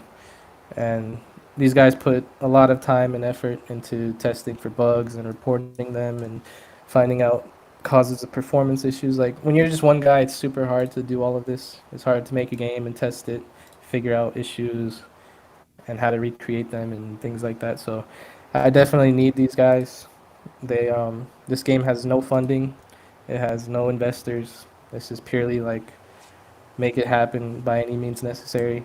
I made the close testing price $100 on purpose. I want to deter people from buying the game. I know some people feel that the game should be $20 to close test, but if I do that, you got to imagine how many people are going to jump on that right away, you know, and then I'll be drowned in bug reports and people who are leaking content and people who are just not help at all. So I made it that price because I don't want people to buy it. Like I don't want them to be impulsive and just buy it. You know, I want them to think about it. Like, do I really want to invest this money into this project? Do I want it to go somewhere? Do I want to be a part of it and help? So that's why and I think all my close testers are happy to help. You know, they're here because they want to be, and nobody's being forced to do anything. But I do want to give people the opportunity to like really try the game early, be a part of it, and just have their feedback heard. And I think that's the best way to do it. When you have millions of people who see your game, you want it to be an exclusive thing. You don't want it to be something that anybody can just be a part of for the price of like what they pay for lunch. You know.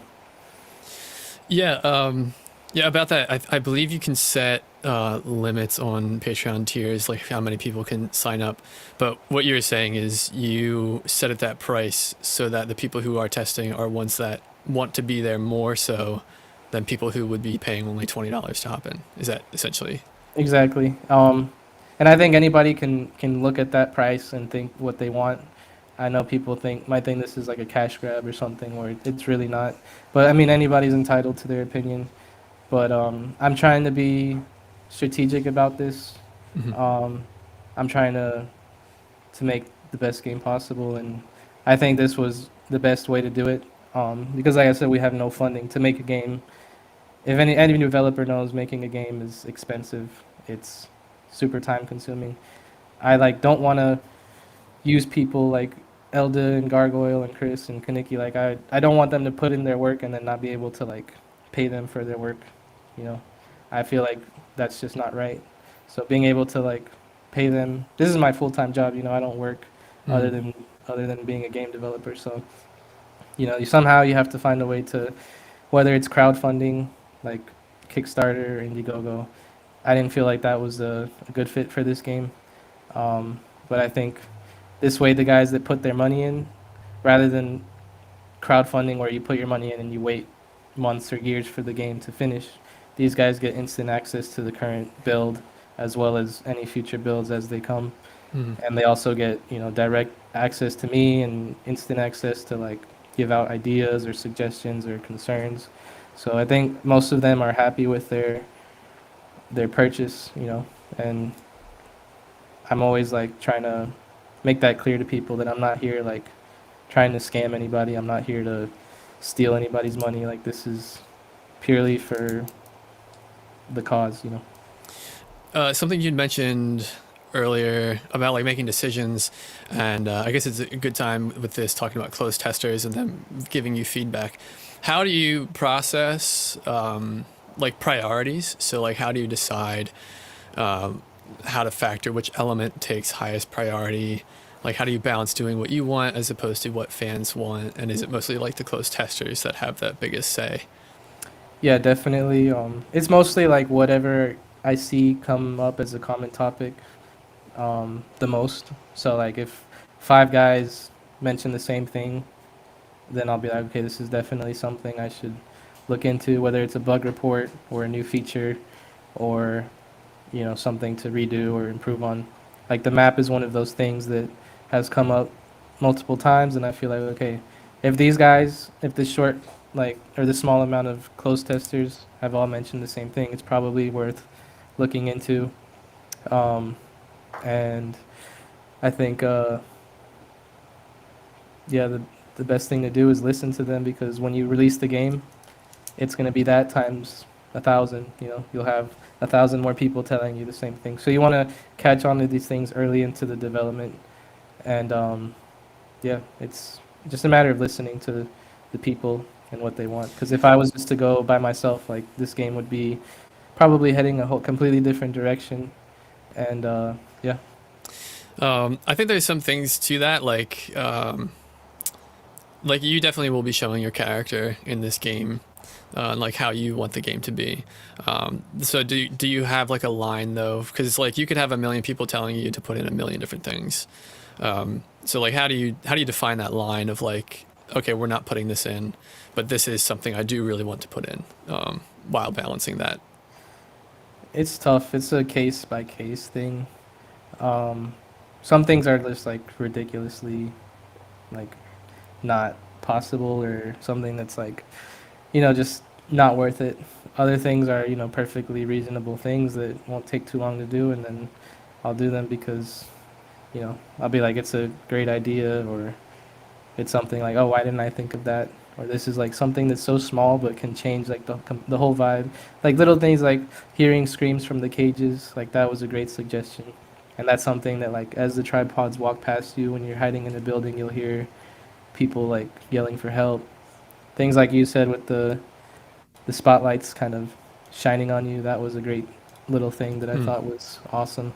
So it's just that Unreal Engine thing, like that's one of those that I feel like is on the line of like, no, yes, I don't know if it's worth it. But I'm at the point now where I think it's something that is definitely out of the picture, and we're gonna stick to Unity.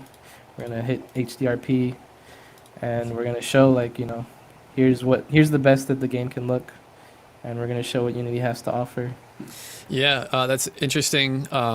Bringing up the possibility of changing to Unreal, and I kind of want to like circle back to you mentioning dropping the Q1 of 2023 release date.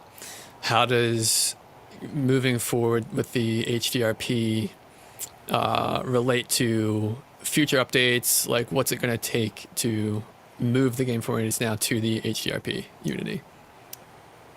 Chris, you wanna? He's more knowledgeable with the process of switching over. He's done it a few times, so he can give you an idea of what needs to be done. So again, I don't want to go technical about it, but if you imagine each model has its own set of textures that make it look right, and then each texture has something called a shader, and this shader is responsible for coloring, mixing it with the environment, having all these lights bounce in a pretty way. Um, so each shader has to be reworked from the ground up on the new pipeline, and each texture needs to be combined and reworked kind of to accommodate for the different rendering techniques. So it might be as simple as just running a tool that automatically like remaps it, but it might require actually reworking the gamma values, the brightness, contrast, all that stuff. It might require even additional work, like you go back to a model and decide, wait, this isn't looking right. It's too dark. It's not reflecting light. So you have to like hire or like do it yourself. You have to go into the model and make that texture. There's also scripting part of things where you have a lot of say shaders that do a specific job, like highlight objects, or like if you go up to a door and it like highlights, like UI has some elements that do little animations. All this is stuff that needs to be manually ported over to the new thing. So I've done it professionally. I've done it like more than a couple of times, like 3 or 4 times. I've gone through this whole process of porting like a almost, you can call, AAA game over to a new pipeline. So it is possible. It does take like a couple of months for like an experienced developer, and I think it's definitely doable for World of Worlds, especially with rough considering making a new map. All these kind of legacy art can be discarded, and you can start with a much smaller subset of stuff that you need to worry about. And it's feasible. It's not unrealistic to think that maybe in a couple of months we might have something that could look like that. And I just want to touch on the whole couple of months thing. That's completely like circumstantial, you know. The the reason I'm thinking of doing it now is because if we're gonna be, you know, now that we're redoing the tripod, I've already made it the HDRP shaders. There's tools to convert. You know, there's no highlighting in the game right now. There's no UI that needs to be converted.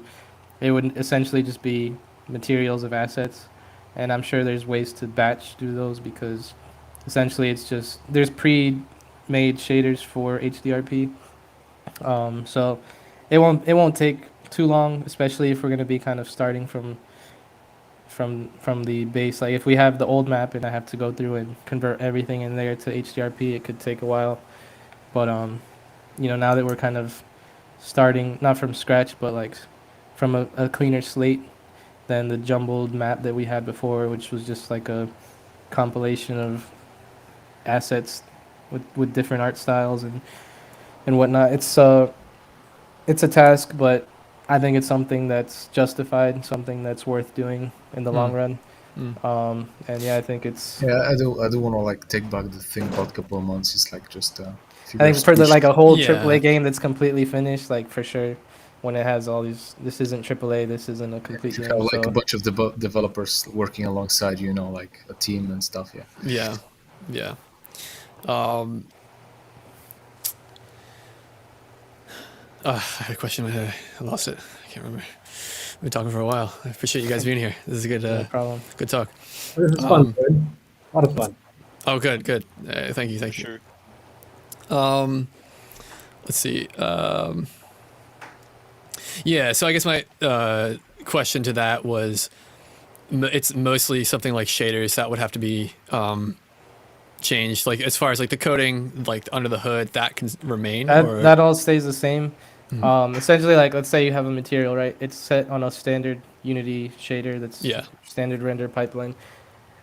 The main, like what you would have to do is just change the shader from standard to HDRP. Okay. Make sure that the diffuse, the normal maps, all that are assigned, Okay. and that's done for one shader. Okay, So but I'm it's sure mostly there's shaders, tools. it's not- Yeah, it's um, only materials. All the textures are done. All the models are there. It's just basically converting materials from standard to HDRP. There's certain things like the lighting and environmental day and night weather stuff that we use would basically break, but they already have HDRP versions of most of these like uh, assets that we would use for like anything like lighting or things like that. So Unity is starting to slowly like become HDRP. You know, on the asset store you have lots of legacy assets, and then you have HDRP only assets. Um, so as time goes on, you start to see that more and more people are switching over and taking full use of what Unity has to offer. So I feel like now's a good time for me to dive into that, see what Unity has, rather than being like, oh, I think Unreal Engine looks better. Let me completely start from scratch just because the lighting might look good. You know, Yeah. I think that's a ridiculous reason to justify an entire game engine switch. I really didn't want to do it because I know that game you were covering the day before or whatever. Like, didn't they say they were like switching last minute to Unreal Engine? And That I didn't want to. game. I didn't want to bring any speculation that people thought like this was some kind of fake game.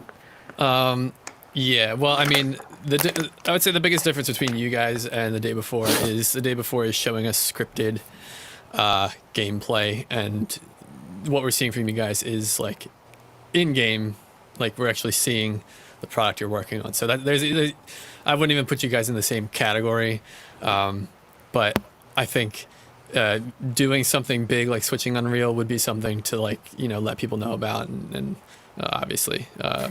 Yeah, I definitely wanted to big discuss decision. it on this stream and see like what the community felt.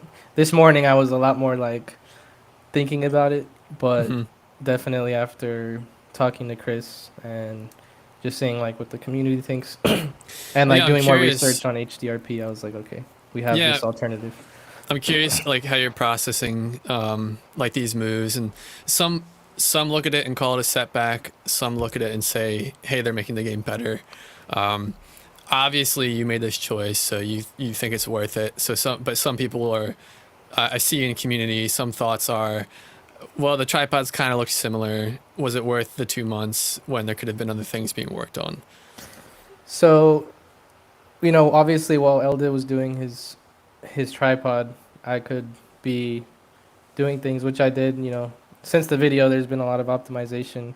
I've been working on NPCs, but I had to take a time to step back from this project. One, because of burnout, which is a really real thing, and I don't want people to bash me for it because I had been working on this project for nonstop for like 6 months, like every day, all day, and burnout is a real thing. And I also have my other game, Emerge NYC, which I didn't update for a whole half a year. So people began to say in that community that I had abandoned it for this game. And it's tough to do two games. I really want to maintain my reputation as a game developer. I don't want people to think I'm just chasing whatever's gonna make money. Do you think you would Um, expand and maybe get to the point now that you have two games? Is that ever something that's been talked about, like creating more of a studio outlook, a little indie studio where you have someone taking care of immersion and this, or um, I'd love to. I think the main thing is just budget. Like it's Hmm. tough to like pay someone's salary or be able to afford like developers. So these guys, like I don't pay them every month. Like it's mostly on a case by case thing, like or just like task based. Because when I started Emerge NYC, I crowdfunded. I made a good amount of money. Like I think it was like 50,000. And when I hired a studio right after, the first month the invoice was $30,000. So it goes quick. I've had Mhm. a studio that was the least productive I've ever been. I'm a lot more efficient by myself. Mhm. It's tough to like bring somebody on board and like have them understand like how things work, where issues could be rooted in when you're the one that wrote the code. You know what I'm saying? Mhm. So Emerge NYC is at a point where it's a game, like it's playable, like it's there. I had to put out a major update, which is probably the biggest update the game has received, which I released like 2 or 3 days ago.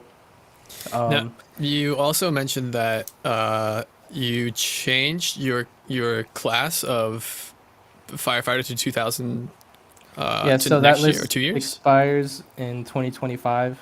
So I deferred, which you basically given an option to take a later class, Okay. like if you have to finish college or something.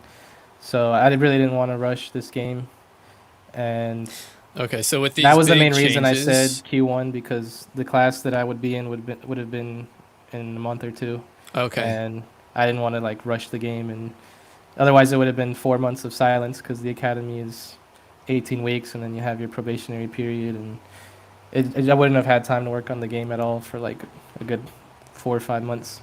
And I Okay. don't want to like right where it's at right now is not the right time to just disappear. Mhm. So it's if you have the option, why not? Yeah. Yeah, because there's still a lot of features. I know the game is planned, but we've yet to see that. I'm left to ask about and see where they're at. Um, you have VR planned? Is that anything that's been worked on or anything we can see?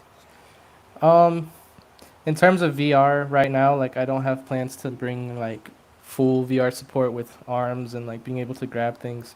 One, because I've never worked on that, but it's really not hard to put in basic VR where you can put on a headset and look around and still play the game with your mouse and keyboard. I did something similar for Emerge NYC, but doing that like where you have hand control and everything, that's all kind of like a rework of the game mechanics. Takes a lot more work. Um, but basic VR support is something I do have planned. It's definitely not a priority. My main priority is getting single player done, tripod control, survival, then moving on to multiplayer so people can play with their friends. And then from there we can look into VR and things like that. But I know in the last stream you did, they were like, "Oh, Unreal has built-in VR support." It's Unity has the same thing. You can put VR in pretty easily. Um, but I've yet to really like dive into it and try it and see how it runs or anything like that. Yeah. So yeah, you mentioned But also. it's not hard to do. It's just not a priority. Okay. You mentioned also multiplayer. So you have 4 modes. You have single player co-op, online co-op, PvP, and alien versus humans. Is there any expectation we should have for those? Like when we can see that? Is any of that been worked on? So in order to do multiplayer, you basically have to finish like the mechanics you're gonna synchronize, because you're gonna use those mechanics, but you have to network and synchronize all the aspects of that. Certain values and traits and things like that. The the tool we were using right now for the character and like looting and all that, there was a multiplayer like add-on for that, but from what I've seen, it's like not supported anymore. It's bad. It's not worth pursuing, and I'm not very happy with the whole like character system we're using right now. Okay.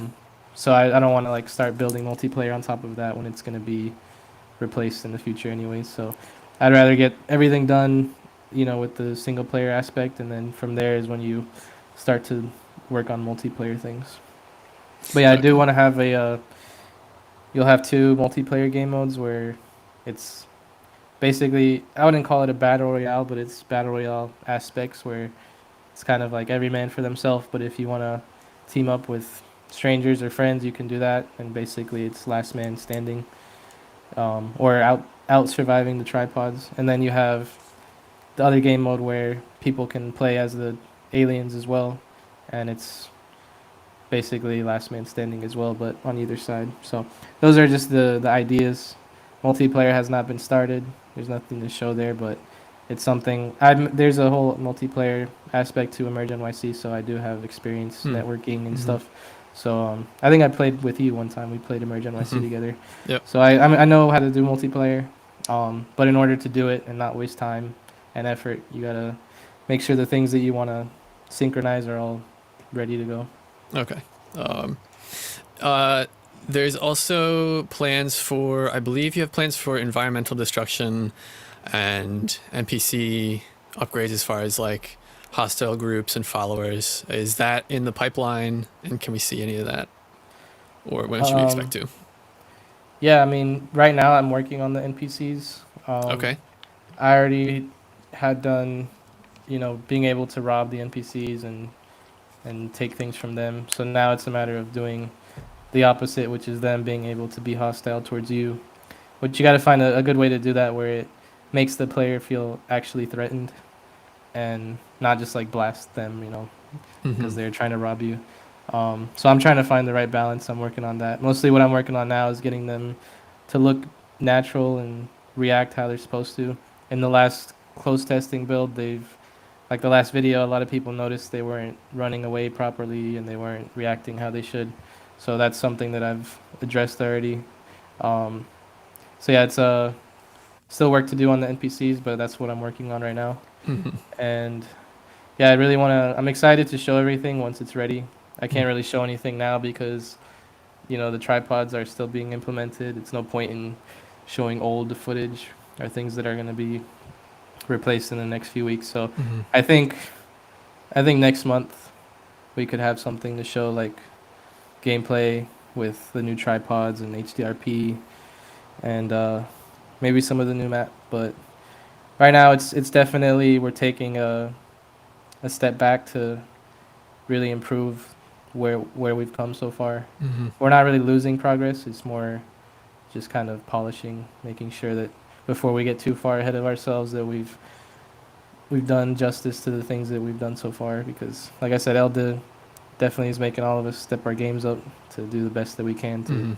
make the game live up to its quality that it deserves. Yeah, so it seems like going forward, there wouldn't be anything you could see that you would say, "Hey, let's rework that." Like, That's the goal, is so that we don't have to do this like right before Mhm. release or like later on down the road. Yeah, yeah, um, yeah. Because I think that would be the only potential harm would be like setting release dates and then pushing things back. Obviously, people don't like that. Exactly. I'm not a fan at all of estimates or release dates because I'm never good at. It's just pressure. It's not good for the mental health, Mhm. and you don't want to disappoint anybody. You know. Yeah. Just a reminder to everybody, I will be doing questions from the chat if there isn't anything I haven't gotten to through this stream. I appreciate you guys hanging out this long. If you enjoy this, please leave a like. I appreciate it. If you want to join my Discord, I have links in below. But I do want to get to, I think, probably really important conversation and some of what probably came up in last stream about the idea of Paramount. A lot of people are typically asking this question. It's usually on a lot of people's minds, the idea of copyright, cease and desist potential, dealing with Paramount. So I guess it's kind of what I want to talk about now is how are you handling that potential, I guess? You know, I see that comment every day, multiple times a day, and I just believe that if somebody's not a lawyer or an attorney, they they're just speculating on certain things. I do think there's obviously I'm treading this fine line of what I'm doing here, but I'm so like concrete on this plan and this idea for this game, and I think most people who support this game are that they would be disappointed to see it change from its concept of following the '05 film. I know Slendy was saying they wanted to do the book, but like Mm. for me, the book isn't what got me into War of the Worlds. It was the movie. That's what I'm passionate about. I wouldn't be able to put in the same amount of passion and effort and blood, sweat, and tears into this if it was anything else. But obviously, action by Paramount is possible. I believe that if there was going to be anything, that it would have happened by now, with just how much the game has blown up on the internet. The game is basically based on War of the Worlds, which is itself public domain, which makes it that less likely to be an issue. Versus if we made a Top Gun game, like that's their franchise, Hmm. like they own all the rights to that inside and out. But yeah, Yeah, I I mean, wouldn't- if I wouldn't consider myself a legal expert. Anyone listening to me, I'm merely someone facilitating conversation. I think what we do know that is a part of their IP, though, is the tripods and Exactly, the yeah. aliens. So I think if the IP owners of that, whoever they are, whether it's Paramount, ILM, or the people that designed it, like Ryan Church, if they have an issue with it and they want us to change it, I'd do it gladly. I think for sure, once we finish, like once Elda's done with the Uberpod, I'm probably gonna hire him to create a new design, because my plan basically is that they're like, hey, you can't use this. Obviously, they can't say, hey, you can't make the game, because War of the Worlds is free for anybody to make a game on, or movie, or a Mhm. show. Then we'll change it, and my plan is basically if we have to change it to make the '05 that we have now like a mod that would come after launch or separate from the game. Because if you have a mod, like those aren't, it's a free mod, so it's not really subject to copyright in that sense.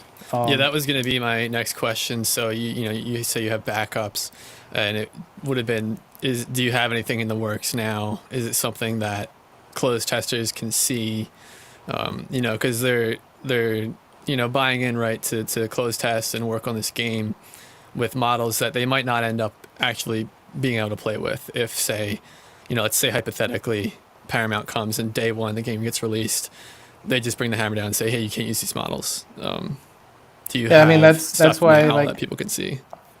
right now we don't have the design, because if that's something that's to come, which we are going to do it before release and as soon as possible, so that any kind of like action by Paramount would cause as little delay as possible. But I think I hear a lot of people like, oh, if this game doesn't have those tripods or those machines, like I don't want to play it anymore. And we know that, so that's why I mentioned that we're gonna either way you'll be able to play with the tripods. They might not be the ones that the game is advertised to play with, like to the public, but when you download the game, you'll be able to download those as like a mod or an add-on separately and still play them. So that's the plan with that. It's Okay. obviously something that hangs over our head, but Hmm. I'm not gonna just be scared of that and not push for the idea. I think if there's any chance that we're gonna get any offer for licensing, our product has to be top notch and the machines have to look as good as possible, because they definitely would not have licensed the last machines because they look nothing like the ones that they made from the film. So I Hmm. think with these, they're definitely a better chance of getting an offer for licensing. So the people that made the Pegasus model, that company, they got licensing for selling those models. So the the the the the, the ability for getting a license is there for sure. We've tried to reach out, but I just haven't been able to reach anybody who can give me an answer. I've just gotten voicemails. So, Okay. but Okay. yeah, like Yeah. I said, I'm gonna keep true to this idea. We're gonna have our backups there, ready to go, and worst case, if we have to change it, like you still be able to play with them in the mod. So I think people are stressing too much about it, when I'm the one that needs to stress about it. So I just see a lot of people like just really concerned and stuff, and I'm like, either way, this game's gonna come. Either way, you'll get to play with these Hmm. machines. So Yeah, I think people are mostly, from what I see, people are mostly just concerned that the game could possibly not exist at all. To another level of concern, just people won't be able to play with the '05 models that they are nostalgic over, and also obviously the aliens because that's a part of the IP as well. I think that's the concern, at least that I'm seeing.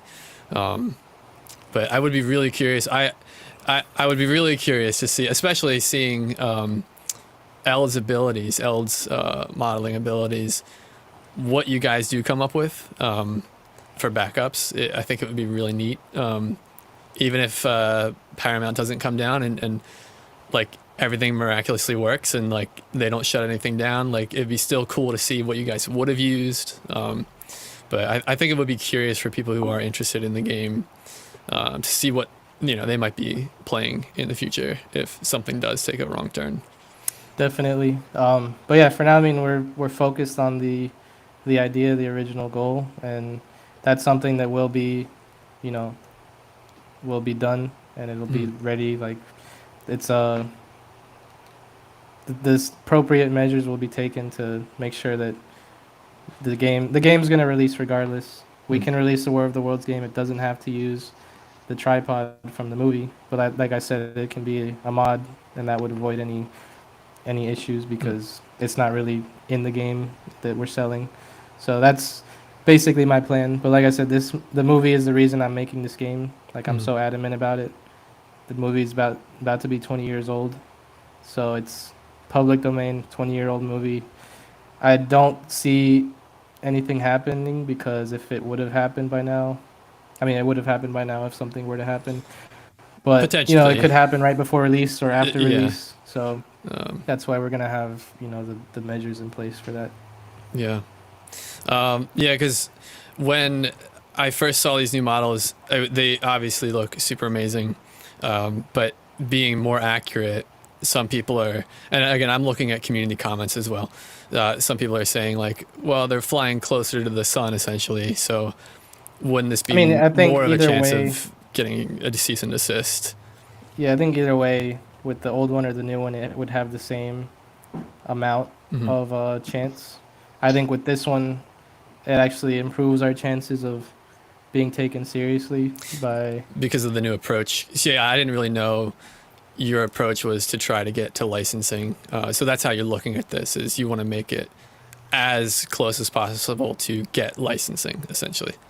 Yeah, I mean, I think if we make a good game and, like Slendy said, like the ideal thing to do would be make the whole game behind the scenes, like finish it and then ship it to Paramount and be like, hey, will you buy it, or like license it? Hmm. You could do it that way, but like for me, I don't have the resources to do that. I'm not a multi-million-dollar company, like you said. So I think if Paramount can see the support behind this game, if they can see like, okay, this is quality, this is a lot of passion and work being put into it. Some companies might just be like, "Fuck you, I don't care." Oh, I'm sorry, I'm not supposed to. They That's might okay. say, You they get might say one. screw you, or whatever. But um, I feel like if an indie developer wants to have any chance at acquiring a license, it has to be something that they see has potential, something that they see like, okay, this has the following, this has the interest and the demand. And I think this game has the demand. This game has Hmm. the following. There's so many people that have wanted a game like this, so if they see it and they want to be a part of it, I'll give them 90% of it if they want. I'm not in this for the money. I just want to make Hmm. my dream game, as close to the movie as possible, because that's what that's what I'm here for. So I think Yeah. all of us are here to get that same feeling we got from the movie when we watched it. Hmm. Yeah, no, it sounds like you're gonna take this to the end with those models and hope that it works out. Yeah. Do you think is there concern that people would just not want to play it if you showed them backup models, or they were thought about the idea of not having the O5 models? Definitely not. I feel if you look at Interlakes, the other War of the Worlds inspired Hmm. game, before my game was even announced. They have a lot of views. I think they have like 1 million or 2 million views, and that's with nothing that even remotely looks like the War of the Worlds tripod. So I Hmm. think in terms of this game, like just the concept of just surviving an alien invasion and surviving these giant alien machines that are here to kill you, that in its own is like something that's not really been explored in a game, at least not that I know of.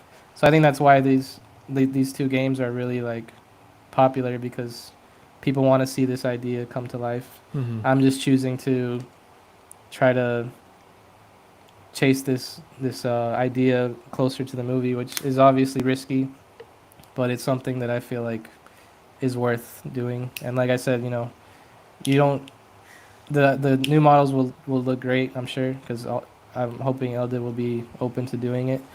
But you obviously can have the mod for the O5 tripods there. So either way, it won't really affect people. If anybody will be affected, it'll be me. But like I Hmm. said, I'm willing to give Paramount 90% of the proceeds if they want. I just really want this game to come to life in the way that Yeah. I've envisioned it, and all of us have envisioned it. Yeah. Uh, do you have like one thing I had thought of was like, imagine some people joked about like, you putting Robbie or Ray or people like that in the game. No, Um, no, no, no. That's like I'm trying to stray as far from the movie as I can, like in terms of like when we started, we obviously used like movie sounds, like we really took the movie and like took the sounds from it and layered it over the mhm. game. That's definitely something that can get you really close to copyright. So definitely didn't want to use any of the soundtrack, because that's John Williams, his soundtrack. Not gonna do that. We don't want to use the sounds from the movie. That puts you closer to a copyright issue. The only thing in the game that will be from the movie is the design of the machines and the Yeah, the aliens. aliens, yeah. Yeah, so I was just curious, like, just pulling out of you, like, where you draw that line. Yeah, no, I'm not Of, gonna. I'm not trying to recreate the film in its like entirety. So I definitely take inspiration from it, but in terms of like characters and stuff, that's Mhm. not gonna happen. All right, all right. There's Well- one thing I'd like to add to this point. Sure. So a lot of people could argue that we're ripping off the creativity of the people that created the movie. But I would just argue that, and I mean, I'm only speaking for myself, not for everyone else. But like the work that I do with the sounds, I'm doing a tribute to the movie. Like it meant a lot to me as a kid. Like I saw it in theaters, and it was pretty huge to me. I was just like 8 years old. And yeah, so like Yeah, same here. the stuff we're doing is just a tribute to the movie that we really care about. Yeah, I feel And the exact same way. yeah, like we're all here because we love the movie. I don't think Chris is because, I mean, I'm sure he had seen the movie. He thought the idea was super cool, but I don't think he's in the same boat as us four. But another He's thing a- to point out is there's another game on Steam. I don't remember what it's called, but it's been out for a good amount of time, and it uses like an O5 tripod. I think it's the Digiton model, and that game has been out for years and years. So Oh, wow. Okay. obviously, I don't think it got big enough to where people were like, where Paramount would ever see it. Mhm. But that just shows like there's still the possibility of being able to proceed forward without a cease and desist, which Yeah. to me is the worst case. Paramount's not going to sue me. They have nothing to gain from me. Like I have nothing to give them. Like what I could give them in money is like probably what they pay their legal team in like an hour. So they're not gonna sue me. The worst they would do is give me a cease and desist and tell me, hey, don't use our design, which I'd be like, okay, and then I change it, and then when the game comes out, we can use the O5 as like a mod, because all these games have mods of things that are real. City Skylines has tons of buildings and things like that, and you have cars in GTA like that are modded. So I think when you put things in a mod, it makes it not really that much more prone to a copyright issue. So that's my last resort. I don't want to resort to that, but if people are worried they won't ever get to play with these machines, that's not the case. And That's, I've taken into consideration all the possibilities, so I'm not just ignoring this issue. I'm not ignorant. I'm proceeding forward with caution, trying to do things right. Obviously, Mhm. I know that these things can be copyrighted and they could have a concern with it, and if they do, I'm going to respect it. I'm not going to challenge them. But we're all here for a reason, and I'm trying to make it happen. I'm not going to sit back and hide I'm in the gonna- corner. So I remember when I made this. Well, Paramount. So some people haven't seen this, but I did put myself like in the game as like my own little channel announcement, but not to like be overcast. But Paramount did see this, and they did get me for copyright. I'm like, screw you, Paramount. But I thought I changed it enough. Putting myself in the thing would be enough to. Well, they make just it told different. you not to monetize it, right? But yeah. So I can no longer monetize that. I got away with it for like, I don't know, a few months. But something like that, that's just, Yeah, I mean, that's like not to direct say from that's the their film, behavior towards so- everything, but they did shut me down. But They're not going to shut you down for using like an icon in your thumbnail for like a tripod, but like in that scene, you used actual movie footage and stuff, so they're obviously, I don't think they want you to monetize that, which makes complete sense. But I think it's a different sort of situation there. I Yeah. think they're definitely on top of I think they have automatic things that detect whether it's like sound or like I'll upload a video, and if it has like anything that is copyrighted, like it can be detected right away. So yeah, Yeah, it was probably automated. yep, probably automated. so yeah, that's why we don't want to use direct footage or direct audio. Like we've making all the sounds from scratch. Yeah, We made the model from scratch. Like everything is from scratch, but we're just trying to really stay true to this idea and this concept. And a lot of people might not be a fan of that. A lot of people might be self-entitled lawyers, which is fine. You can have your concerns, but I'm not going to change what I'm doing unless Paramount comes to me and says, don't do it. Then I will completely respect that. I'm not going to fight it. 100% understand. I'll pitch for the license. I'll offer whatever I can. But like I said, I just really want to make this game, and I'm sure the millions of other people who have seen it want to see it happen too. yeah. Well, I respect your dedication to your passion and wanting to make this happen. I assume it's much too far out to ask about spec requirements, unless you can tell me differently now. Right now is not a good like Yeah, I bet you're base just in to the middle of like too base it much. off of because the game's had its performance issues and they've improved and stuff, but we have some users playing it on an integrated graphics card, and I don't recommend that. That's definitely below the minimum specs, but it plays. They play it. They have to play on like the smallest resolution, but um, with the new map, like I'm gonna be just like the new tripod. I'm gonna be building it with that in mind. Performance. Hmm, Because a that's good to problem hear. I had with the Merge NYC was I didn't have that experience. I didn't have that knowledge of how to build a game like optimized. So for years, like it had that rep. It's a good game, but it had that rep of like using too much memory or lagging because I didn't optimize things properly. So now that I spend a lot of time optimizing that game, I have that knowledge. I know how to do things better. And yeah, the main reason we did this tripod was for performance reasons. I think when Chris told me like the best I can do, like we spent weeks like optimizing the IK system, and once we kind of saw like, hey, the bones are the main issue. Like, there's too many bones. I think there were like 17 bones per toe, and that's Yeah, like more than like what's on the entire leg and yeah. toes on this one. So it's we're making the proper adjustments to make it run as smooth as possible for everyone, but there's only so much we can do. It's 2023. If you want to play games, you shouldn't be on an integrated graphics card. So Yeah, I just have one more question, and I know it changes, or there's lots of rumors here and there, up and down, but pricing, is there any word we can get on pricing yet, or is it just much too early? I'm not gonna I'm not gonna put up. It won't be more than $35. So I think more than that is asking too much. And like I said, the only reason I price the Patreon what it is because I want people to be like, hell no. I want them to not want to buy it because I only want someone who's really dedicated to like be like, okay. And then, I also am trying to be able to afford to make this game. Like I Hmm. have to take a lot of time away from Emerge NYC, which is the game that, pays my rent and so it's just a way to keep the train moving, being able to support these guys for the work that they do. I don't want to ever make them feel like they're not being compensated for their Hmm. time. Um, but yeah, Yeah. All right. Well, that's my gamut of questions for you guys. Chat, if you guys have questions that didn't get asked that you still have, feel free to ask them now.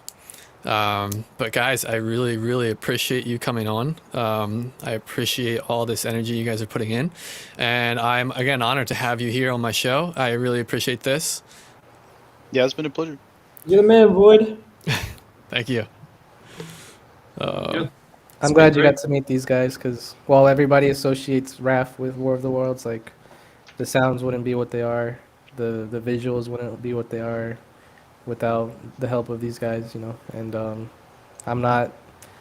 It used to be a one-man team, but while I'm the one like coding everything and putting everything together, I have the help of these really talented guys, and when we all work together and combine our efforts, it creates something really awesome. Yeah, man. All right. Let's see here. We'll do Come some on, community doesn't we questions. have like 18 Yeah, yeah. questions? If there's any community Come questions you on. see, I'll try and pull them out too. Um, If you wouldn't mind, I could show off some of the new sounds I'm working on for the needle. I'm not sure if Raph would want me to show That's that or fine. You can not. show it. That's something we're gonna. That's something before the tripod was redone that I was about to start doing was like the needle that like injects that guy and like sucks blood. Yeah. So I had asked Gargoyle to see if he could make some sounds for that. well, we got here one from the Purple Bears. Will there be controller support at launch? Um, yeah, definitely, because that's something with my other game that was a lot smaller. Like I didn't really focus on, but for a game this size, I think it's not difficult to do. I never really did it because I didn't have a controller to test it on, but now I have two. So definitely something that will be ready to go at launch. Also, thank you so much for the super chat, Godzilla, but with internet. Are there any plans for story at all? Originally I didn't have plans for it, but I want to keep the game, you know, refreshing. I want it to feel alive and for the environment and just the entire playthrough to keep you engaged. So I think side quests and like just little things. There's not gonna be like a concrete campaign or story you have to follow, but I think the ability to like sort of like if you think of Red Dead Redemption, those random interactions and things like that, just things that can make the world feel more alive. Otherwise, I feel like if you don't have any of that, it's it can get old real quick. So just as the game progresses and it gets more popular, like just the scope of what I can do becomes bigger because I really want to make a great game. It's really rare as a game developer that you can get to a point where your game is like highly anticipated like this, and I recognize that, and I definitely don't want to like take advantage of that in the wrong way. I want to make sure that I do it right and I make a good game. I see a few people asking about this. P-Squiddy06 is asking if the tripod is getting a remodel, can the probe get a remodel? I guess they're just curious if that's also getting remodeled. Yeah, the probe is going to be redone as well. Shout out Slendy, he's the one that made the one in the game now. But we want it to be to match the tripod and be better. And yeah. I think there's a tripod outside Kaniki's house. Yeah. Nikki, you might want to take care of that. If you gotta like hop off stream real quick, just let us know. Shoot down this tripod with the javelin. Sorry. Scandinavian asking, what kind of vehicles will be drivable? There'll be several. Like there's like 5 or 6 in the game now that you can drive, but I'm definitely gonna expand on that as time goes on. But it'd be obviously you'll have to find certain parts to repair the vehicle for it to work. They're not just going to work out of the box like they do now. Mm-hmm. Another question from the Purple Berries. Will the Steam sorry, I'm having a stroke. Yeah. Will it be a Steam Workshop support? So I started game development by modding games. So I'm a huge modder, and I'm supported 100%. I've never worked with Steam Workshop implementation in the game or like made a modding framework, so we'll have to see. It's not something I'm opposed to. It's just something that's like, okay, we'll see when we get there. Yeah. Keep in mind that Unity has been around for a very long time now, and there exists already tools that even if you don't have mod support supported by the developer, there are tools online that can help you mod a game. If you yeah, but I don't think they like plug into Steam Workshop, so you have to officially support. Yeah. I mean, I'm sure it's super easy with the Steam SDK and all that. Wilder, what's up, my dude? Coming in with the question: will it be a 2-week cycle, or will there be unlimited survival? Right now, it's I think it's like 5 to 7 days, but there will be an option for endless mode, so that you can. I think there already is an option for endless mode in the game, so you can just try to survive as long as you can. I want to see people speedrun this game. Or hardcore mode. I mean, the game is hardcore mode. If you die, you have to start over, so. Actually, this is a kind of interesting question here. Star Wars Kid 2002 said, if you wanted the movie to have a crossover with any other franchise or movie, what would you choose? That's a good question. Yeah, I've never thought about that. I don't know, but I'll just say Star Wars because I know his name is Star Wars Kid, and Eld's a big Star Wars fan too. Okay, so it's somehow in the same universe. Yeah. Oh, I'd say there's one I'd always love, but it's not with the movie. But I'd love a crossover between the book and say Doctor Who, the TV show. Have Spider-Man fight the tripods.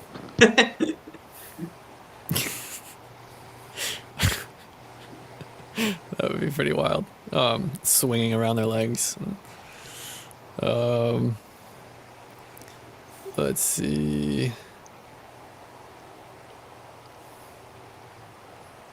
Then you'd have Paramount and Marvel. Double the lawsuit. Oh, this is actually an interesting question. Slugcat is asking, how long do the day and night cycles last? And I would add, can you change them? Yeah, so right now in the game, when you start, there's like settings that you can change. So you can change how many days before the aliens die. You can change how long the days last. You can change your starting day. I'm not sure if I will keep all of these options open in release, but definitely like I want to give the people some kind of control over their experience. I don't want it to be sort of like statically defined. So yeah, it'll be up to you pretty much. I think the standard day night is like 30 minutes, like a full 24 hours.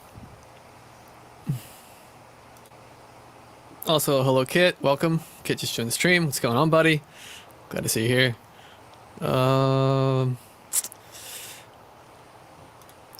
Will the animations be completely different than the previous one? I would say yes. You're reworking things, right? Yeah, what I've been doing is like putting the old one over the new one, and then matching or redoing the animation to match that one, and then just improving on it. That way, I'm able to keep like animation events and certain things that are like the rising animation from the ground, like that's all timed to the audio. So I don't want Kaneki to have to redo all that. So I try to make sure all that's like timed and set the same, but then the actual animation is completely redone and improved. So yeah, they're different. Yeah, man. Kiyoshi, there we go.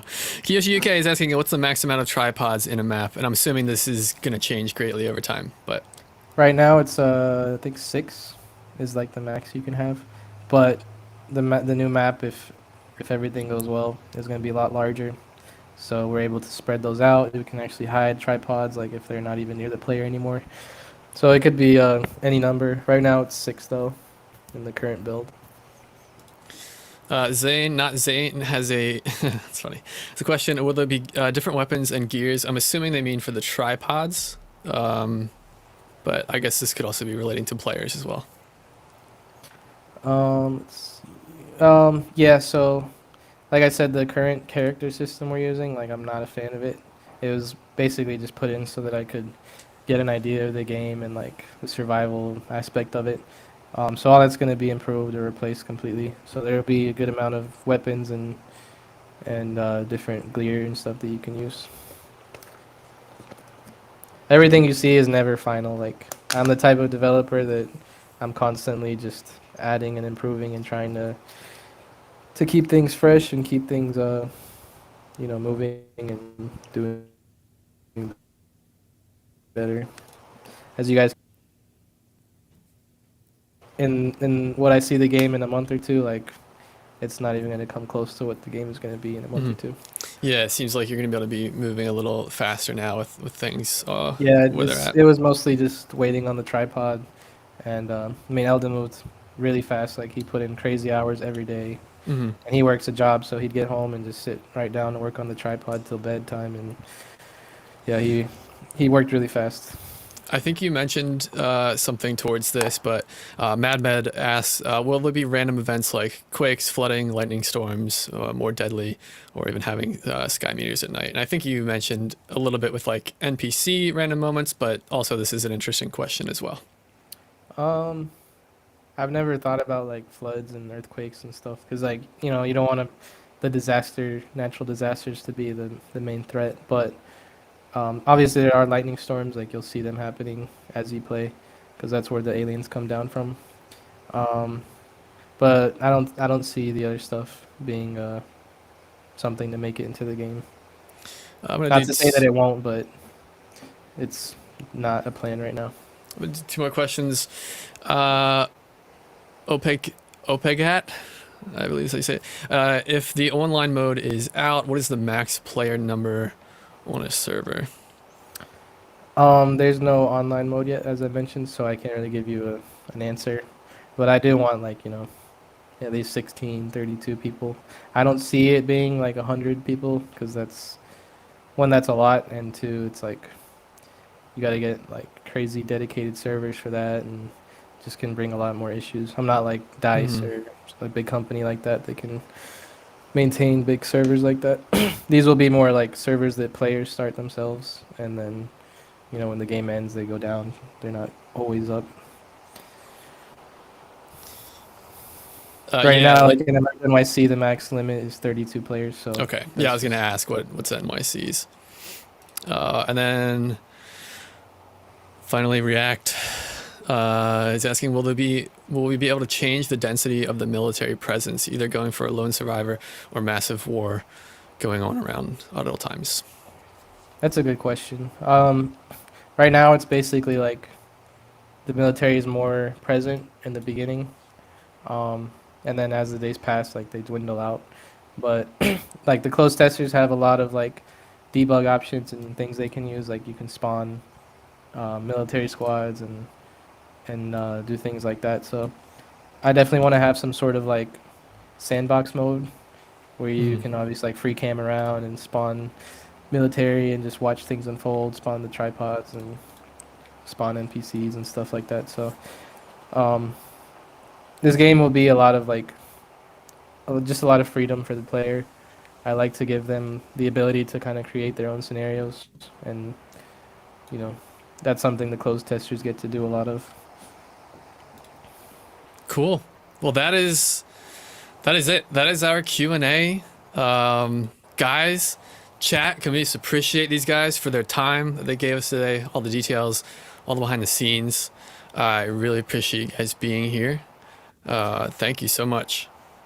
Yeah, and thanks to Course. Elda, Gargoyle, Chris, Kaneki. Thanks for like taking the time out of your days to come and talk about the game and your roles in it. It's really cool to like be here with like the team, like people that have been a part of it, rather than like sitting here and people thinking that I did this all alone. Mm-hmm. So I super thankful for these guys. It wouldn't be where it is without them. Yeah, man, it's been really fun. Yes, sir. It's been quiet, but I'm excited to get back to it. Yeah. I think people will be definitely looking forward to more regular updates, and just seeing the game progress is going to be good for sure. But Kaneki, Gargoyle, Eld, Raph, Chris, thank you guys all so much. This was really awesome having you on. Thanks for having me. All right. Real fun. Oh, everybody go watch Kit's new video he just posted. Oh yeah, I'm I about to heard go Kit watch it myself. just dropped a video. But thank you guys. I'm gonna have you guys sign off, and then I'm gonna say goodbye to chat. All right.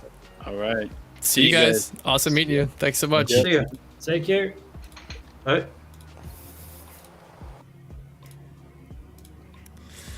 Chat. Woo. Man, what are we looking at here? This is, what are we, 2.5 hours. Wow, thank you guys so much for hanging out. Thank you for the new members, anyone who signed up, anyone who gave super chats. That was really cool, really unexpected. Thank you guys so much for hanging out. This has been super fun. If you want to become a cadet, subscribe today for more content like this. I'll be looking at indie games, more Q&As like this, as much as I can. If you guys want to see the latest video I just dropped about the day before, I had a lot of fun putting that together. And if you want to see my latest live stream, I have them in a playlist. Feel free to check all that stuff out. I'm going to be doing more of these as time goes on. But you guys are the best. Thank you so much. All the way here at the end. David Wilder, Maximus, Joe, David again. Leica, Godzilla, still here. Look at you guys. Kit, Gargoyle, thank you guys. You guys are awesome. You guys are the best. I will see you guys sometime. Till next time. Bye. Goodbye. Bye, everybody.